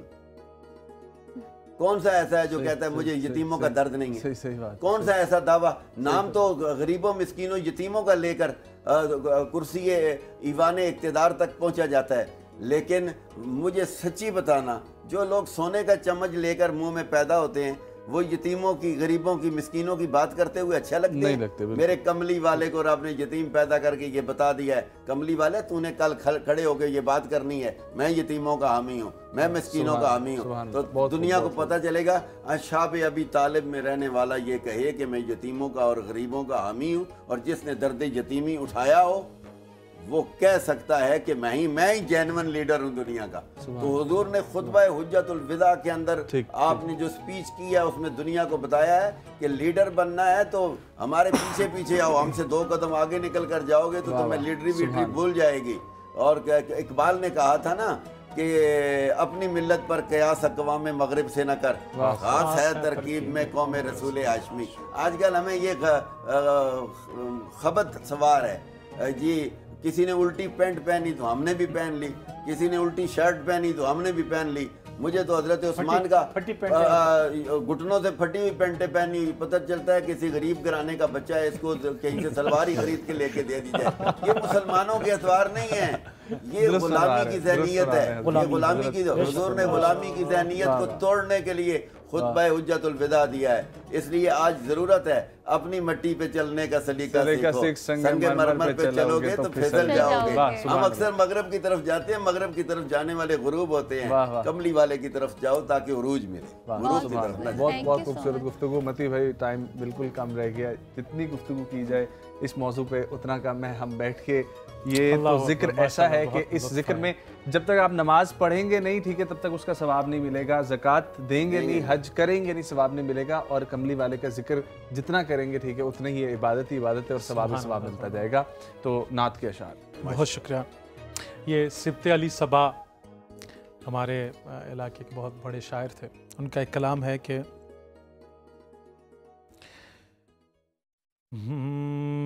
जारी है फैज़ शहरे शरीयत के बाब से, जारी है फैज शहरे शरीयत के बाब से। नजम भाई होंठ खुश्क हो रहे हैं ना, अब सुनिएगा। जारी है फैज शहरे शरीयत के बाब से। लब खुश्क हैं तो मांग ले कौसर जनाब से। लब खुश्क हैं तो मांग ले कौसर जनाब से। जारी है फैज शहरे शरीयत के बाब से। और मैं अपने सब भाइयों की, किबला मुफ्ती साहब, मोहतरम हसन बुखारी साहब, अल्लामा साहब और आपकी बातों को आगे फैलाने के लिए कहना चाहता हूँ दुनिया को, दुनियाए बे सबात के दानिश कदों से क्या। क्यों यूरोप में घूम रहे हो इल्म के लिए? सबात के दानिश कदों से क्या। दुनियाए बे सबात के दानिश कदों से क्या। अरे हल मसलों का पूछ रिसालत माब से। हल मसलों का पूछ रिसालत माब से। लब खुश्क है तो मांग ले कौसर जनाब से। जारी है फैज शहरे शरीयत के बाब से। और शहरे शरीयत की बात हुई, शहरे इल्म की बात की तरफ सिब्ते अली सबा ने इशारा किया कि मौलाए कायनात का था हुक्म इसलिए मौलाए कायनात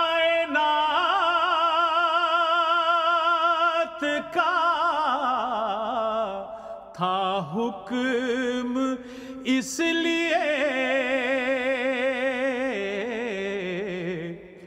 वाबस्ता हो गया हूँ दरे बूतुराब से। वाबस्ता हो गया खूबसूरत दरे बूतुराब से। अरे वाबस्ता हो गया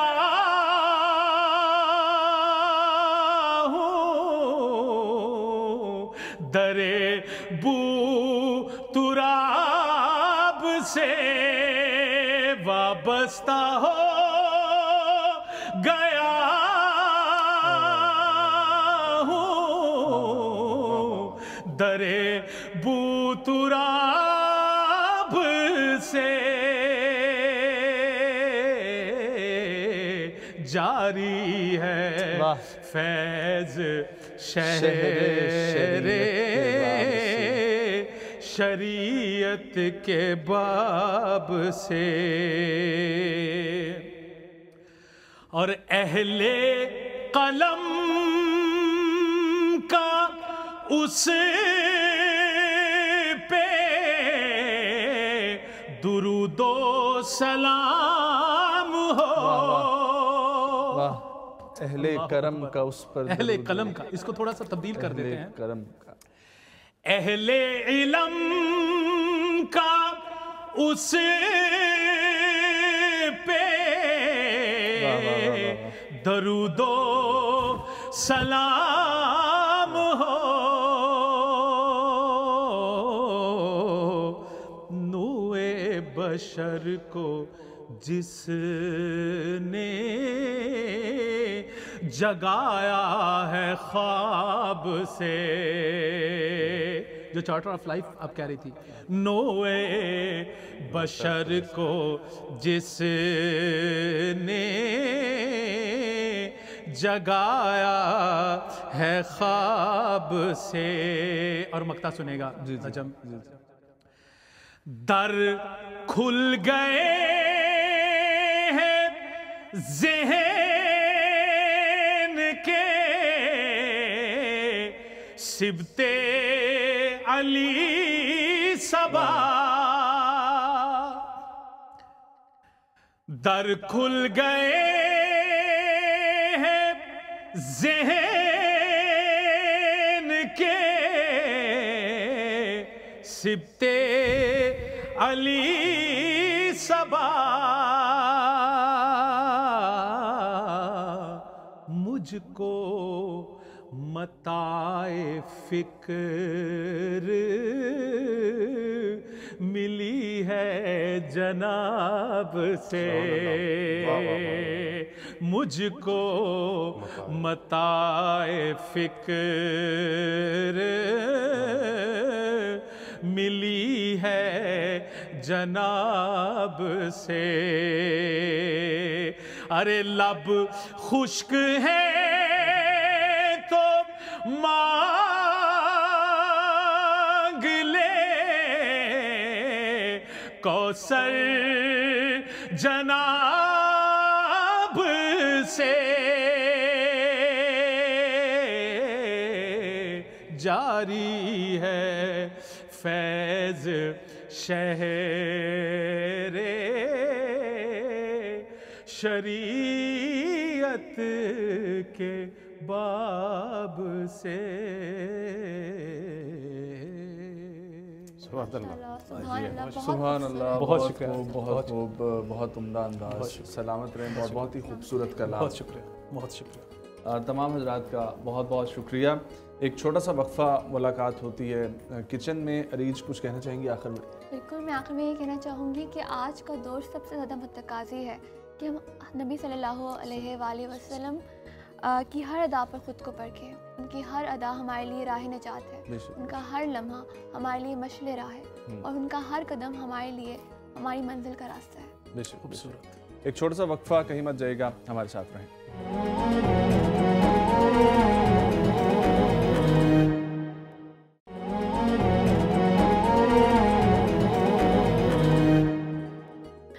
करीम इफ्तार ट्रांसमिशन में एक बार फिर से आप सबको खुशामदीद। मैं और नजम मौजूद हैं किचन में शेफ हिना तारिक के साथ। Welcome, thank you. आप कैसी हैं आज? मैं ठीक हूँ, बिल्कुल।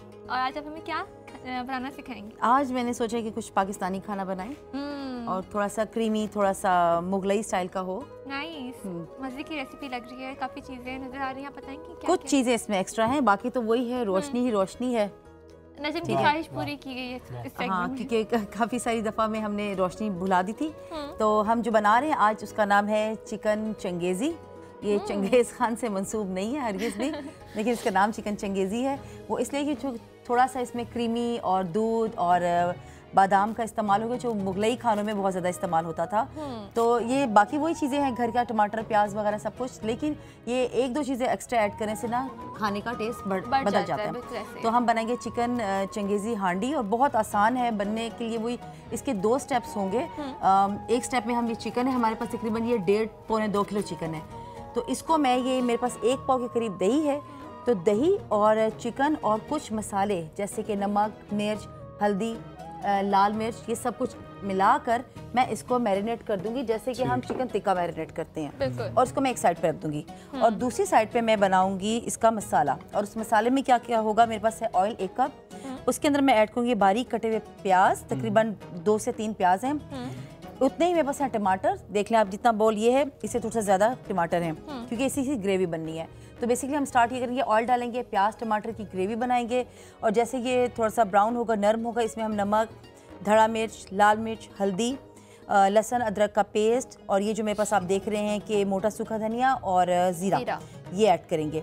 इसकी अच्छे तरीके से भुनाई करेंगे। 2 तरीके, या तो अगर आप चाहें तो आप इसको सब कुछ ग्राइंड कर लें, और अगर आप चाहते हैं कि थोड़ा चंकी सा रहे, दानेदार रहे, तो आप इसको ग्राइंड ना करें, लेकिन ये टमाटर प्याज अच्छे से चॉप करने हैं। उसके बाद जब ये हो जाएगा तो यहाँ पर जो हमने चिकन टिक्का पका के रखा हुआ है, या अगर आप चाहें तो कच्चा भी, लेकिन ये मैरिनेट होना ज़रूरी है ताकि इस मुर्गी के अंदर अच्छे से जायका आ जाए।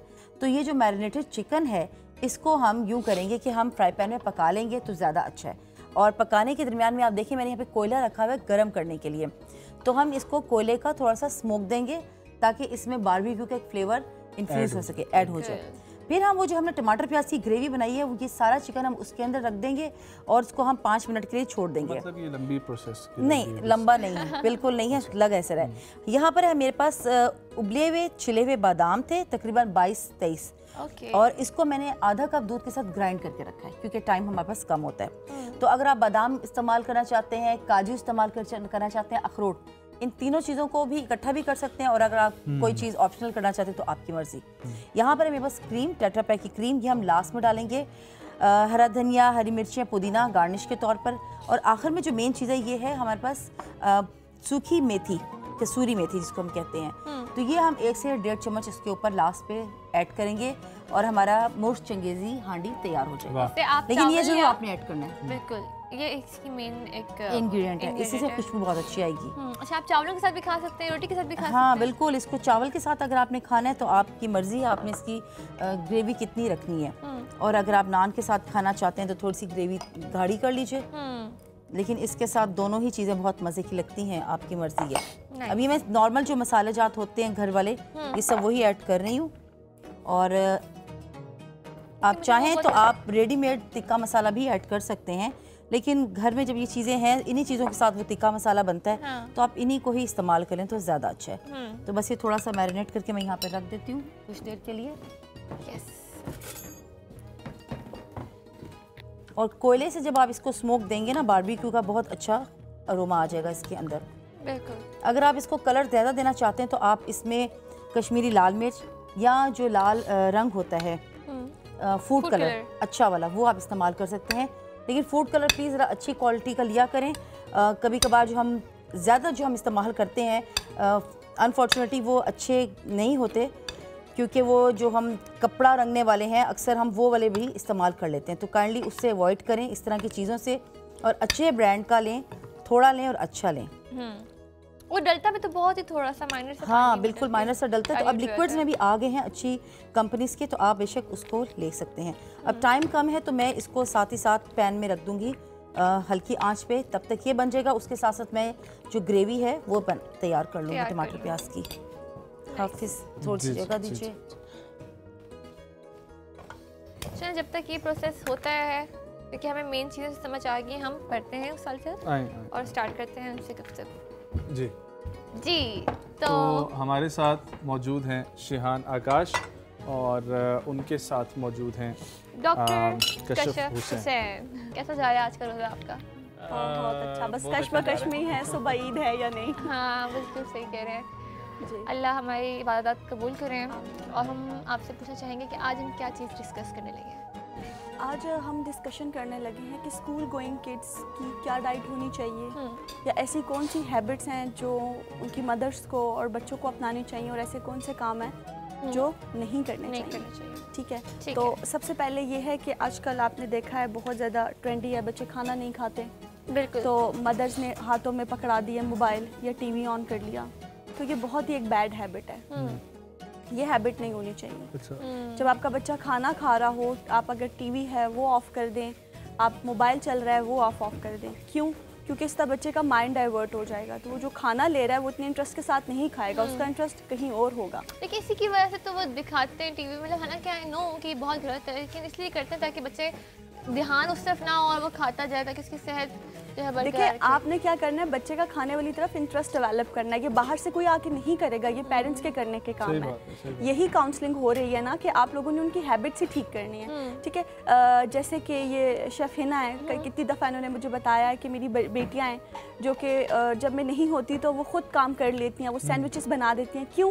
क्योंकि उन्होंने उनमें इंटरेस्ट डेवलप किया। इसी तरह होता है कि अगर आपका बच्चा खाना नहीं खाता, वो इंटरेस्ट नहीं ले रहा, तो आप क्या करें, जब आप खाना पका रहे हैं आप छोटा सा उसके लिए स्मॉल साइज़ का आप एप्रन ले आएँ, आप उसको किचन में खड़ा करें, उसके हाथ धुलवाएं, हल्का फुल्का आप उसके लिए कुछ प्रिपेयर कर लें कि वो खुशी से आपके साथ जब प्रिपेयर करेगा तो वो खाएगा। इस तरह की आदतें आप लोगों ने क्या करनी है, बच्चों में डेवलप करनी है, और बैड हैबिट्स आपने क्या करनी है, रिमूव करनी है। बैड हैबिट्स जैसे? हाँ जी, बैड हैबिट्स यही है कि अच्छा एक और बात, अक्सर आपने देखा होगा कि माएँ बच्चों को मार के खाना खिलाती हैं। खाना नहीं खाया तो मारूंगी, फिर भी वो खाना नहीं खाता तो कहते हैं खाना खाओ तो मैं ये तोहफा दूंगी, रिवार्ड की उसको ना लालच देती हैं। तो ये क्या है, इस तरह बच्चे में एक नेगेटिव इफेक्ट आता है। आप मतलब उसकी तरबियत कर रही हैं ये कि बड़े होके तुमने जब कोई काम नहीं करेगा तो तुमने उसे लालच देनी है, फिर भी नहीं मारा तो तुमने उसे मारना है। शान मुझे ये बताएं कि जो मैंने कल परसों बल्कि जो एक चीज़ पूछी थी आपसे, तो उसको अगर हम लोग डिस्कस करें कि हॉट शावर, कोल्ड शावर, ठीक है, इन चीज़ों के कॉन्सेप्ट्स जो हैं ये ज़रा क्लियर करें। फिर यकदम हम लोग जब हमारी बॉडी गर्म होती है, वर्कआउट करके फौरी तौर पे स्विमिंग के लिए हम लोग जब चले जाते हैं, तो ये ज़रा चीज़ें। अच्छा, ये बड़ा नजम ट्रेंड बन गया है कि कल आप ये बात कर रहे थे तो मैंने इस वजह से कहा था कि हम इसको वसी करके इस पर करें कि ये लोगों को इससे ब्रीफ भी मिल जाए, क्योंकि जितने अच्छे जिम हैं उन्होंने ये सारी जो है वो सोनाबाद और ये सब चीज़ें, स्विमिंग पूल और ये सब वो किया हुआ है। तो लोगों ने क्या किया कि वो खास करके जो बॉडी बिल्डिंग की तरफ जो लोग जाते हैं, ये जो एथलीट बनते हैं, वो आइस को लेकर उससे ठकोर करना शुरू कर रहे हैं, जिनके अंदर शायद कभी आपने देखा हो। तो वो जैसे ही मसल करते हैं तो वो उसको वो अपने आप को ये समझते हैं कि हम इससे रिलैक्स कर रहे हैं। क्योंकि मैं मार्शल आर्टिस्ट भी हूँ, फाइटर भी हूँ, तो आपने देखा होगा कि बॉक्सर्स जो हैं तो वो जब उनका ब्लीड कर जाता है कहीं से या स्वेलिंग हो जाती है, अंदर ब्लड जमा हो जाता है, तो उसके ऊपर बर्फ़ लगाई जाती है कि उसको वक्ती रिलीफ दिया जाए और वो उसकी स्वेलिंग को ख़त्म किया जाए। ये ऐसे नहीं है कि आप वो मसल्स की एक्सरसाइज करके आएंगे और आके आप बर्फ़ उठा के लगाना शुरू कर दें। तो एक ये ट्रेंड चल पड़ा हुआ है। दूसरा जो आपने कहा था कि जी हमने वो कल हम जब वो बात कर रहे थे उसके ऊपर, तो आपने कहा कि जी हम जब बात लेते हैं और उसके बाद जाके हम ठंडे पानी से नहाते हैं कि हमारे मसल्स टाइट हो जाएं। तो अगर टाइट ही करने हैं तो हम फिर वो गर्म पानी से हमने वो स्टीम क्यों ली? स्टीम हम इसी वजह से ले रहे हैं कि मसल्स एक्सरसाइज के बाद ऑलरेडी टाइट हो चुके हैं, हमारी स्किन भी टाइट हो चुकी हुई है, खिंची हुई। जब आप बाइसेप या ट्राइसेप को लगाते हैं तो आप देखते हैं कि एकदम आप जो है वो आपके मसल्स टाइट हो जाते हैं। तो हम इसी वजह से स्टीम लेते हैं कि जो हमें, या गर्म पानी से हम नहाते हैं, बजाय ठंडे पानी से नहाने से गर्म पानी से ये कि वो भी नीम गर्म हो, ऐसा नहीं है कि आप अपने आप को जला लें। उससे ये होता है कि ज़रा आपको रिलीफ मिलता है, आपके मसल्स खुल जाते हैं, जो आपने अपने मसल्स को स्ट्रेस दिया होता है तो वो हो जाता है। तो बजाय ठंडे पानी के आप गर्म पानी की तरफ जाएँ, नीम गर्म पानी की तरफ। ये नहीं है कि ठंडे पानी से मुराद ये नहीं है कि मैं आपको ये मना कर रहा हूँ कि नॉर्मल जो टेम्परेचर का पानी आप सुना है, लोग ये कर रहे हैं कि बर्फ़ डाल रहे हैं उसके अंदर, तो ये आपके लिए डेंजरस है। आप देखें ना, आपको बैठे बैठे कोई करंट लगा दे तो आपके साथ क्या होगा? आप बैठे हुए यहाँ पे भी आपको करंट लगा दें, तो यही आप बॉडी के साथ कर रहे हैं। आप इतना वर्कआउट करके आए, उसका टेम्परेचर आप किस लेवल पे लेके गए, आपका जिस्म गर्म हुआ और अचानक जाके आप ठंडे पानी से नहा रहे हैं, तो आप अपने साथ ज़्यादती कर रहे हैं। आपके जो है वो मसल्स पट्टे खिंच सकते हैं, आपको कोई प्रॉब्लम हो सकती है, आपकी ब्लड सर्कुलेशन कहीं पर रुक सकती है। तो ये बड़ी डेंजरस चीज़ है। और ये बर्फ़ का जो खास करके इस्तेमाल है अपनी बॉडी के ऊपर, ये इसलिए नहीं है, ये इसलिए है कि आपके कहीं क्लाउड बन जाए ब्लड का या ब्लड जम जाए तो वहाँ पर लगाते हैं वक्ती रिलीफ के लिए। ये नहीं है कि आप एक्सरसाइज बिल्कुल, बल्कि कहते हैं कि अगर आपको स्वेटिंग हुई तो आप फौरन से बाहर भी ना जाए, हवा ना लग जाए। तो अगर अपनी बॉडी को इतना आप कर रहे हैं तो इतना ज़्यादा टेम्परेचर का कैसे आप? इसीलिए अच्छा ये देखिए, ये भी ट्रेंड बन गया कि हर जिम के अंदर अब जो है वो एसीज भी हैं, खैर, लेकिन वॉशरूम और शावर लेने की जगह जो है वो बनी हुई है कि आप एक्सरसाइज के बाद शावर लें। तो हमने वो एक पीछे टॉपिक कवर किया था जिसके अंदर मैंने 5 हैबिट्स बताई थी, और उसके अंदर मैंने ये कहा था, जो आप कहते हैं कि ऐसे कौन से बुजुर्ग हैं जो मना करते हैं कि जी आपको खाने के बाद नहाना नहीं चाहिए। तो खाना या फिजिकल वर्क जिसके अंदर आपका हार्ट रेट ऊपर चला गया है, आपने कसरत की हुई और आप फ़ौरन नहा रहे हैं, आपकी बॉडी टेम्परेचर मेंटेन कर रही है, और जब आप नहा रहे हैं तो आप बॉडी को दूसरे टेम्परेचर के ऊपर मेंटेन करने पे लगा रहे हैं, तो ये डेंजरस है। आप फ़ौरन जो है वर्कआउट के बाद एटलीस्ट आपको 30 मिनट का टाइम चाहिए कि आप अपने आप को रिलैक्स करें और फिर आप शावर करें। हम लोग डिस्कशन ही कर रहे हैं तो इसमें मुझे भी एक बात इस तरह से याद आती है कि एक यूनिवर्सिटी थी, वहाँ पर रैगिंग कितना गलत कॉन्सेप्ट है, इसको अगर हम लोग देखें तो एक बच्चा जूनियर भाग कर आया, उसको सीनियर ने कहा कि उसका, अब जाहिर बात है हार्ट रेट भी ज़्यादा होगा और भाग के जिस तरह दिमाग भी गर्म होगा, कि फौरी तौर पे जंप इन पूल। अच्छा, उसने 2-3 दफ़ा डिनाई किया, उन्होंने ज़बरदस्ती उसको फेंका और उस बच्चे की डेथ हो गई।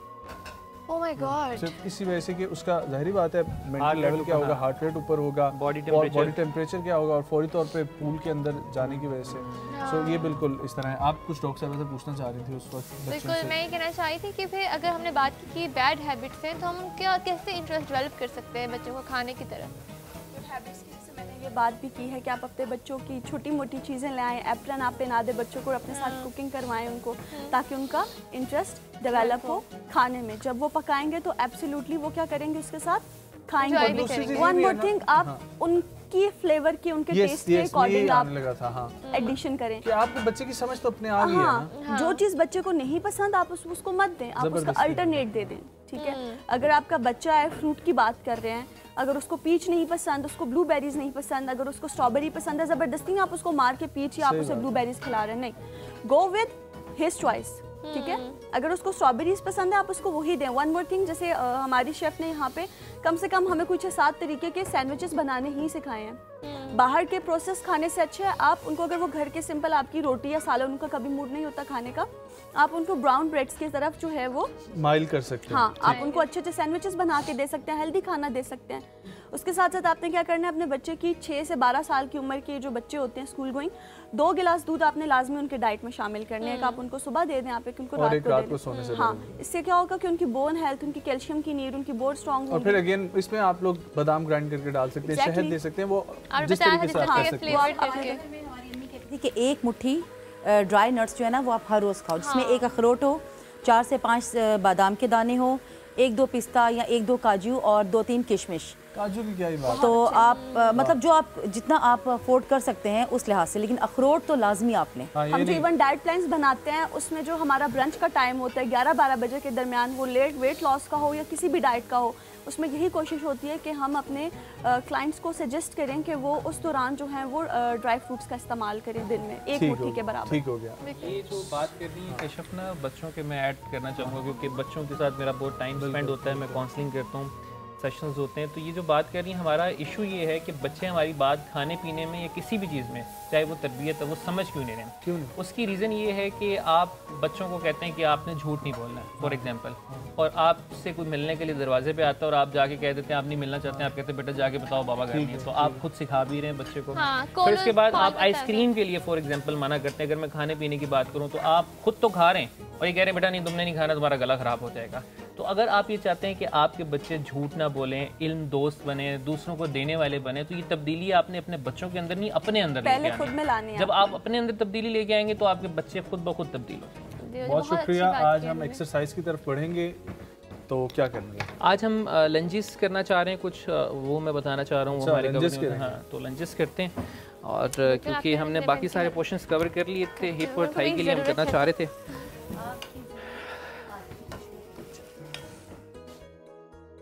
अच्छा जी, पहले सिंपल हम लंजेस करेंगे, जिसके अंदर हम एक स्टेप आगे लेंगे यूँ, और पीछे वाला पाँव फोल्ड करेंगे। अच्छा, साथ साथ मैं करेक्शन करता चलूँ कि लोग जो है कुछ पाँव यूँ रख लेते हैं, कुछ ऐसे अजीब तरीके से करते हैं, तो इसके अंदर प्रॉपर एक शेप बनती है। आपने एक स्टेप आगे लिया और पीछे वाला पाँव जो है आपका बिल्कुल हिप के लेवल पे नीचे जा रहा है। ठीक है जी, ये 1 2, ये स्टेप भी है इसका, 3 4। अच्छा, इसके बाद स्टेप करके आप वापस पीछे भी आ सकते हैं। आपने ये स्टेप लिया या 1, वापस आगे रखा 2, तो यहीं पे खड़े खड़े भी आप कर सकते हैं। इसी के अंदर हम चेंज करेंगे, पहले हमने स्टेप फॉरवर्ड किया था, अब स्टेप बैक करेंगे। बैक किया 1, वापस आप ला सकते हैं 2 and 3।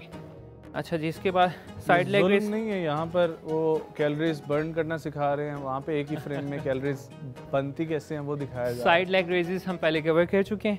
इसके साथ हम लेट के कुछ करेंगे इसी में। जो लोग तो रमज़ान में थके हुए हैं, पहले उनके पास खड़े होकर नहीं करना चाहते हैं, तो सबसे पहले जी साइड लेग रेज है, हिप के लिए, थाई के लिए 1 2 3 4। अच्छा जी, अब इसके अंदर हम नजम ऊपर वाले पाँव को फोल्ड कर लेंगे और नीचे वाले पाँव का इस्तेमाल करेंगे। 1 2 3 सो क्रिएटिव 4 5 6 7। अच्छा जी, अब इसको यहाँ पे हम क्लॉकवाइज चलाएंगे सर्कल। 1 2 3 4 5 ऑपोजिट। 1 2 3 4 5। हाँ 5। इसी तरह से दूसरी लेग का हो जाएगा। ठीक है जी। अब ज़रा कमर दर्द वालों के लिए आ जाते हैं हम ब्रिज वाली पोजीशन में। ठीक है जी, हाथ रखने उन्होंने ये ब्रिज। 1 2 3 4 and 5। जब चुक निकली होती है ना तो हिला भी नहीं जाता। हिला भी नहीं जाता। अच्छा जी, लास्ट आज हम कर रहे हैं एक और चीज़।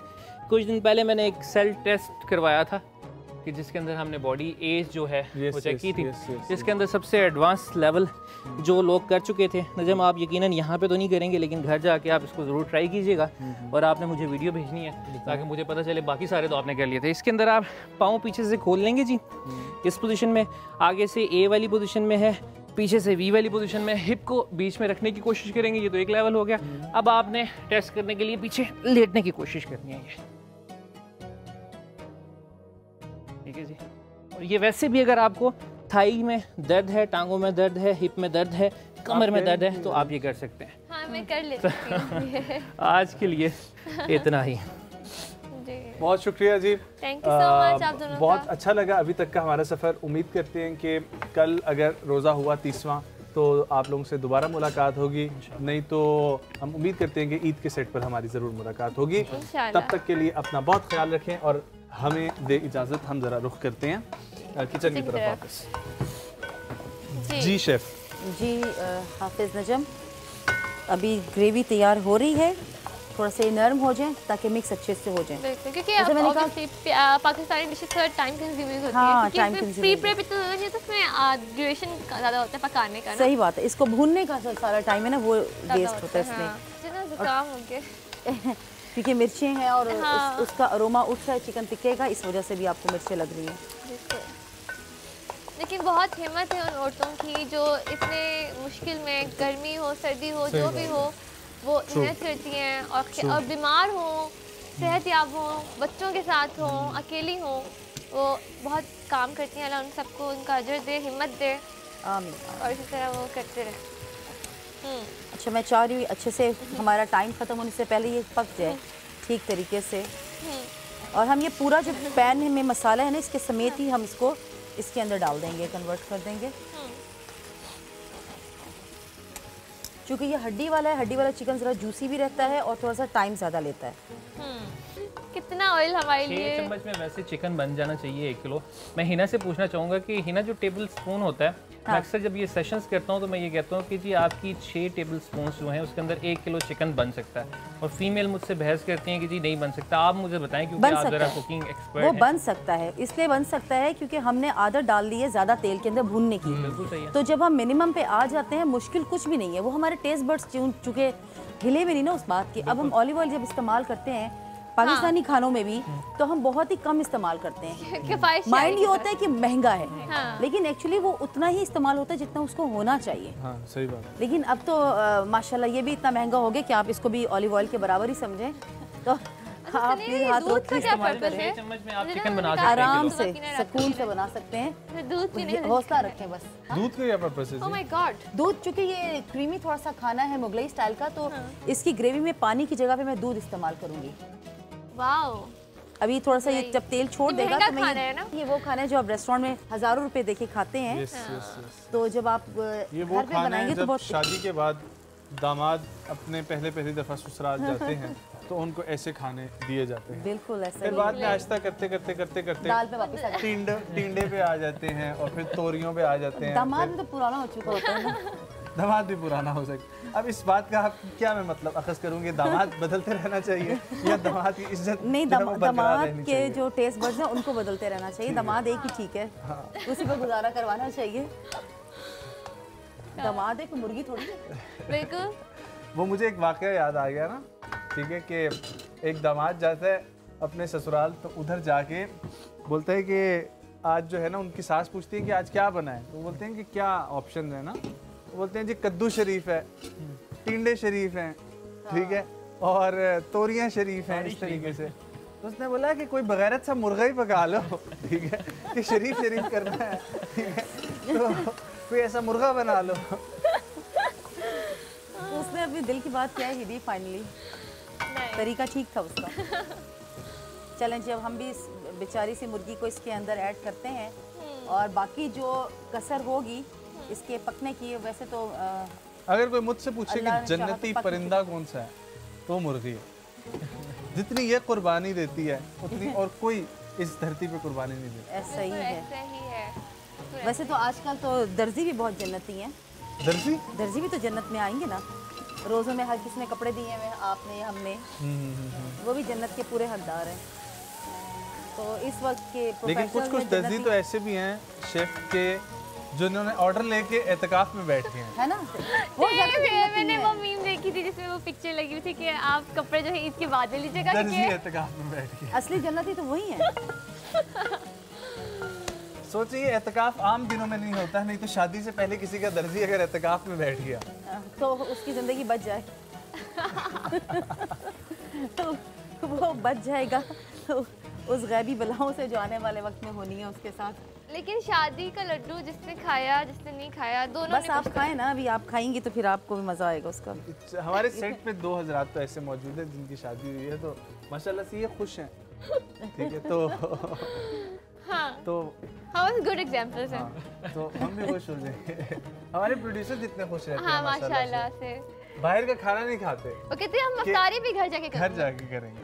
फिर तो ये भाभी का कमाल है ना, सारा क्रेडिट तो भी भाभी को जाता है। Yes. वो खाने अच्छे बनाती हैं, वो ख्याल रखती हैं, इसलिए ये बाहर का खाना नहीं खाते। अच्छा, अभी ये मैंने हाफिज़ नजम इसमें ऐड कर दिया है, जो नट्स ग्राइंड करके दूध के साथ ऐड किए हैं, और जो चिकन टिक्का यहाँ पे पक चुका है ऑलमोस्ट, वो भी ऐड कर दिया। ये मैं साइड पे कर दूं? ये आप साइड पे कर दें, और इसमें क्रीम भी इस्तेमाल की है, वो भी ऐड कर दी है। अब इसकी ग्रेवी मुझे जितनी रिक्वायर्ड है मैं उसी लिहाज से, और ये भी साइड पे कर दूं? हाँ, दूध मैंने आधा ऐड किया था और आधा छोड़ दिया। अगर मुझे लगा कि मुझे इसको मज़ीद पतला करना है तो मैं ऐड करूँगी, अदरवाइज़ मैं इसमें नहीं ऐड कर रही। ओके। ये इट्सेल्फ ही बहुत अच्छा मज़े का नान के साथ आपको लगेगा खाने में, इसी ग्रेवी के साथ। और ये जो मेथी मैंने रखी है, कसूरी मेथी, ये हम अभी लास्ट पे दम देने से पहले ऐड करेंगे। ठीक है। 5 मिनट इसको दम ज़रूर देंगे ताकि इसमें जितने भी ये नट्स हैं और क्रीम है ये ज़रा रच बस जाए। अच्छा, ये रेसिपी देखने में मुश्किल लग रही है, लेकिन आप यकीन करें, आप जब 1 से 2 दफ़ा बनाएंगे ना घर पे, फिर आपको इसकी रेसिपी आपको हाथ पे आ जाएगी। लेकिन जब आप इतनी मज़े की चीज़ खाते हैं इतनी मेहनत के बाद, तो उसकी मेहनत वसूल हो जाती है। मेहनत वसूल हो जाती है। लेकिन खाने वाले भी थोड़ा फिर ख्याल रखा करें और तारीफ किया करें हाँ, कि अच्छी चीज़ बनी है, खुला दिल से। हाँ, बिल्कुल। अच्छा, ये लाजमी आपने ऐड करनी है, इससे इसकी खुशबू बहुत अच्छी आएगी। डिश ऑलमोस्ट डन है हमारी, बस इसकी गार्निश भी करेंगे।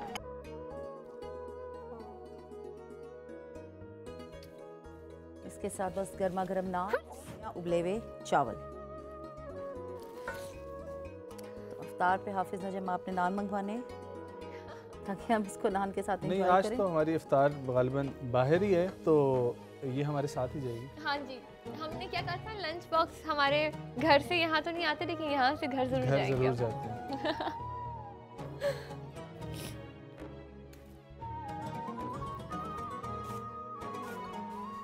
चलिए, बस इस पे गार्निश लगा देते हैं। रेसिपी डन है। वो क्या था और क्या नहीं, सॉरी, चंगेज़ी। चंगेज़ी, आप औरंगजेब चंगेज़ी किधर से उठा रही हैं कब्र से? अभी चंगेज़ खान का चंगेज़ खान भी जा चुके हैं कब्र में। चलें जी, ये रेडी है। सिकंदर आजम वाली खीर ईद पे हम बनाएंगे। हाँ, हम सोच रहे हैं कुछ इस तरह की सिकंदर आजम की खीर बना ही लें। हमारी बहुत मजे तो ये हमारे सामने मौजूद है जी चंगेज़ी चिकन, जिसको हम मुगलाई चिकन टाइप भी बोल सकते हैं, और बहुत ही लजीज नज़र आ रहा है। और one of the expensive dish जो हमारे एशियन साइड की है, हमारे पाकिस्तान का देसी खाना, और जो हमने आपको इटालियन डिशेस और चाइनीज़ और ये सब कुछ बनाना सिखाया, तो उसके साथ साथ अपने कल्चर के भी इस तरह के हमारे खूबसूरत रंग हैं, इनको आप बनाएं, खाएं, मज़े लें और हमें फीडबैक ज़रूर दें। Thank you so much. बहुत शुक्रिया आपका, अच्छी बात। इसी के साथ हम बढ़ते हैं अपने नेक्स्ट सेगमेंट की तरफ। कहीं जाइएगा मत, यहाँ पर लेंगे छोटा सा वक्फा, देखते रहिए माही करीम इफ्तार ट्रांसमिशन।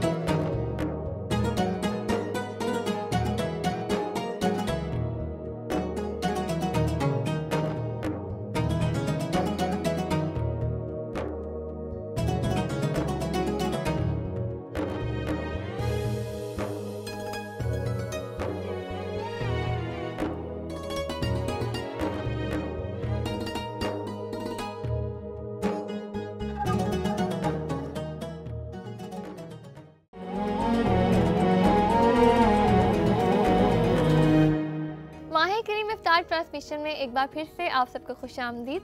अब मैं और नजम मौजूद हैं ज़मीन के नन्हे मुन्ने फरिश्तों के साथ। पहले उनका तारुफ कराते चलते हैं। मेरे साथ मौजूद हैं अरहम, आरफीन, शाज़ैन, इकरा, बिस्मा, इब्राहिम, तलहा नहीं दाऊद और यशफा जी। कैसे हैं आप सब? ठीक है। शाबाश। थोड़ा ऊंची आवाज से भी बताएं, कैसे हैं आप सब? ठीक है। शाबाश, बहुत अच्छी बात। आज हम लोग स्टोरी सुनेंगे हजरत इब्राहिम की। किसकी?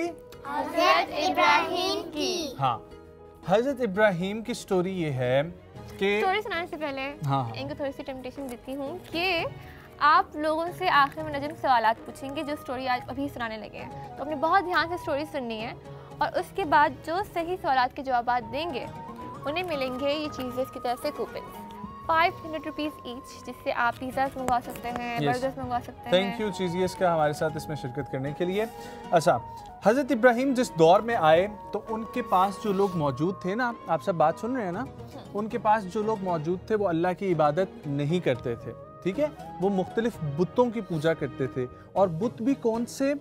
उन्होंने अपने हाथ से ना बुत बनाए हुए थे, जो लकड़ी के बने हुए थे, कुछ पत्थर के बने हुए थे, और वो उनकी मुख्तलिफ शक्लें थीं। तो हज़रत इब्राहिम मना करते थे। क्या करते थे? मना करते थे, लेकिन कोई उनकी बात नहीं सुनता था। तो एक दिन मेले में सब लोग जाने लगे तो हज़रत इब्राहिम ने मेले में जाने से इनकार कर दिया और पीछे रुक गए। कुछ बहाना बना के पीछे रुक गए और फिर जो लोग पीछे मौजूद थे ना, उनको ये कहा कि मैं आपके बुत जो हैं इनको नुकसान पहुंचाऊंगा। और फिर इसी तरह किया उन्होंने कि वो गए जहाँ पर सारे बुत मौजूद थे ना, वहाँ पर वो गए और उन्होंने जाके कुल्हाड़ी से तमाम जो बुत थे जितने भी थे उन सबको तोड़ा। और फिर वो कुल्हाड़ी सबसे बड़ा जो बुत था ना, जो सबसे ऊंचा लगा हुआ था, उसके यहाँ पर कंधे पर रख दी, ठीक है, और वापस आ गए। अब जब वो कौम के सारे लोग मेले से वापस आए, उन्होंने आके देखा कि हमारे तो बुत सारे क्या हुए हैं? आप भी बताएं क्या हुए हैं? टूट गए हैं। जब उन्होंने देखा कि हमारे सारे के सारे बुत टूट गए हैं, उन्होंने पूछा कि इनका हशर किसने किया है? तो कुछ लोग जो वहाँ पर मौजूद थे उन्होंने कहा कि एक नौजवान जिसका नाम था इब्राहिम, वो आया और उसने ये सब कुछ किया। चुनाचा फिर इब्राहिम अलैहिस्सलाम को बुलाया गया। जब वो गए तो लोगों ने पूछा आपने ये किया है? तो उन्होंने बोला कि मैंने तो नहीं किया, क्योंकि आप लोग खुद बोलते हैं कि ये जो हमारे बुत हैं ये हमारे काम करते हैं, ठीक है, ये हमें खाना देते हैं, ठीक है, ये हमें रोशनी देते हैं, ये हमें बारिश देते हैं, सारी नेमतें जो हमें अल्लाह ने दी हैं, आप सब कहते हैं कि ये किसने दी है? हमें इन बुतों ने दी हैं। तो वो देखें, वो जो सबसे बड़ा बुत है उसके हाथ में कुल्हाड़ी, उसके हाथ में रख के आ गए थे ना कुल्हाड़ी, उसके हाथ में कुल्हाड़ी। तो अब ये मैंने तो नहीं किया, ये तो इसने किया है। तो फिर वो सारे लोग जो उन बुतों की पूजा करते थे उन्होंने कहा ये बुत तो बोल ही नहीं सकते, ये बुत तो हिल ही नहीं सकते, तो कैसे इन्होंने तोड़ दिया? तो वहाँ पर हज़रत इब्राहिम ने बोला कि मैं आप लोगों को यही तो समझाता हूँ कि ये बुत जो हमने अपने हाथों से बनाए हैं, ये कैसे जो है वो खुदा हो सकते हैं, या हम कैसे इसकी इबादत कर सकते हैं। हमें तो उसकी इबादत करनी चाहिए जिसने हमें बनाया है, जो हमें खाना देता है, जो हमें बारिश देता है, जिसने सारी नेमतें हमें दी हैं। उसकी हमें तो इबादत करनी चाहिए। खैर किसी ने उनकी बात नहीं सुनी और कहा कि जी हम इनको सज़ा देंगे और उनको उठा के आग में डाल दिया। किधर डाल दिया? आग में डाल दिया। अब जब उन्होंने आग में डाला तो हज़रत इब्राहीम ने फिर अल्लाह से दुआ की। अल्लाह से दुआ की कि ए अल्लाह तू तो देख रहा है, अल्लाह तो सब कुछ देख रहा होता है ना, ठीक है। कभी हम लोग अकेले होते हैं तो वहाँ पर भी अल्लाह मौजूद होता है, अल्लाह यहाँ पर भी मौजूद है, हर जगह पे अल्लाह की नज़र है। तो अल्लाह से दुआ की अल्लाह तू तो देख रहा है कि मैंने तो कोई गलत काम नहीं किया, मैंने तो इन लोगों को समझाने की कोशिश की, तो अब तू मेरी मदद फरमा। तो अल्लाह के हुक्म से आग कितनी गर्म होती है, लेकिन अल्लाह के हुक्म से वो आग ठंडी हो गई और उसमें हज़रत इब्राहीम बिल्कुल आराम सुकून से उसी तरीके से मौजूद थे जैसे उनको आग में फेंका गया था। तो इस स्टोरी से हमें ये लेसन मिलता है कि आप गलत काम जब देखते हैं, कोई भी गलत काम कर रहा हो, कोई झूठ बोल रहा हो, कोई चोरी कर रहा हो, कोई किसी को नुकसान पहुंचा रहा हो, तो हमें क्या करना चाहिए? उसको जाके रोकना चाहिए, ठीक है। हमें रोकना चाहिए ना। कोई किसी को तकलीफ पहुंचा रहा हो तो हमें क्या करना चाहिए शाज़ेन? रोकना चाहिए।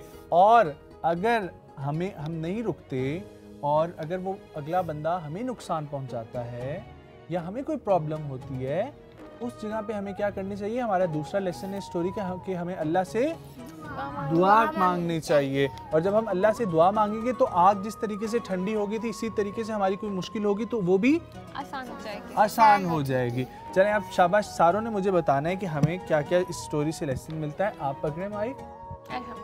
अरहम मुझे ये बताएं, हमने आज किसकी कहानी सुनी? हज़रत इब्राहीम अलैहिस्सलाम। शाबाश। और अरफिन आप बताएं कि हज़रत इब्राहीम ने अपनी कौम के साथ क्या किया? पहले वो जब बुलाते रहे तबलीग के लिए, वो नहीं आए, तो फिर बाद में उन्होंने क्या किया? उन्होंने उन सारे बुद्धों को काट डाला और फिर कुल्हाड़ी कहाँ पे रखी?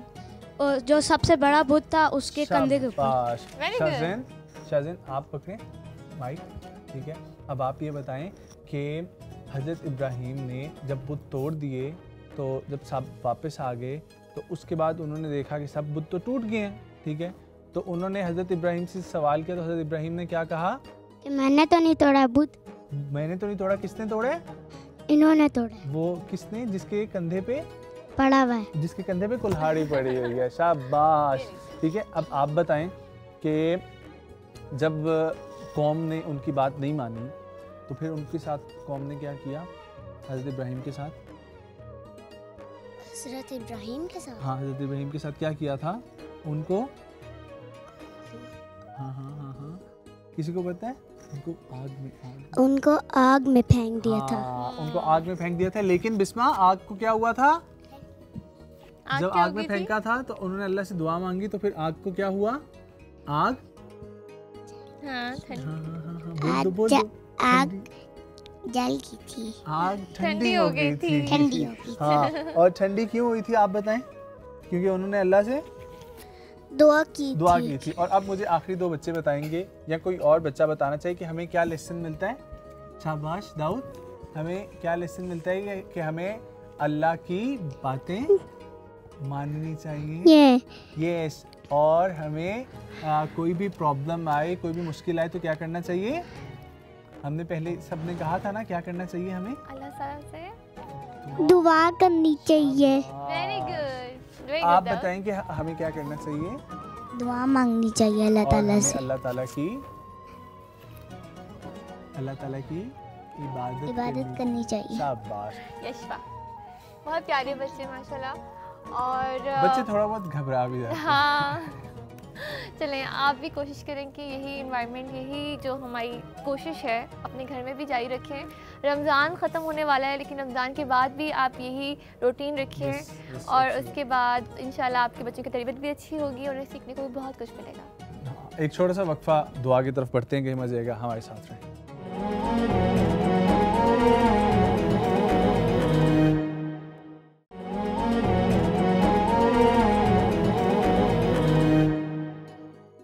माह करीम में आप सबको खुशामदीद। आखिर में मैं इलामा साहब से रिक्वेस्ट करूंगी एक दुआ की।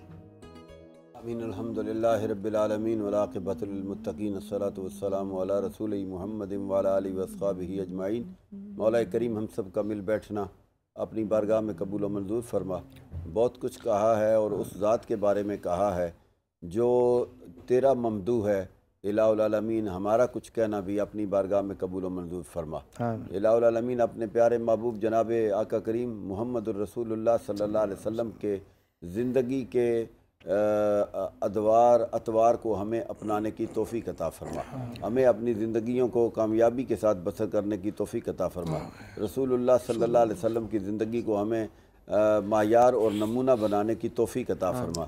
जितने साथियों ने जिस जिस अंदाज में कमली वाले आका करीम अलैहिस्सलाम की बारगाह में मदद सराई की है, अपने गुलहाए अकीदत पेश किए हैं, मैं तो इतना ही कहूँगा कि ज़िंदगियाँ ख़त्म हो गईं और कलम टूट गए, पर तेरे औसाफ का एक बाब भी पूरा ना हुआ। हम तो यकीनन हुजूर के बारे में बहुत कुछ कह कर भी कुछ नहीं कह पाते, इसलिए कि वरफ़ाना लका ज़िक्रक का वादा मेरे रब का है। यकीनन मेरे आका करीम का ज़िक्र बुलंद रहेगा। अल्लाह ताला जो लोग आका करीम के ज़िक्र को बुलंद करने की सही कर रहे हैं, मौला उनको बुलंदियाँ अता फरमा और हमारे इस चैनल को भी तरक्कियाँ अता फरमा। इसके जितने मुंतज़मीन हैं, मुआविनीन हैं और कारकुनान हैं, या अल्लाह उन सब की इस अच्छी कोशिश, अच्छी साई को दर्जा कबूलियत अता फरमा और इनके दीगर मामलात को भी इसके साथ कामयाबियों से हम किनार फरमा। वसल्लल्लाहु तआला अला खैर खल्क़ि मुहम्मद व अला आलिहि व अस्हाबिहि अजमईन बिरहमतिक या रब।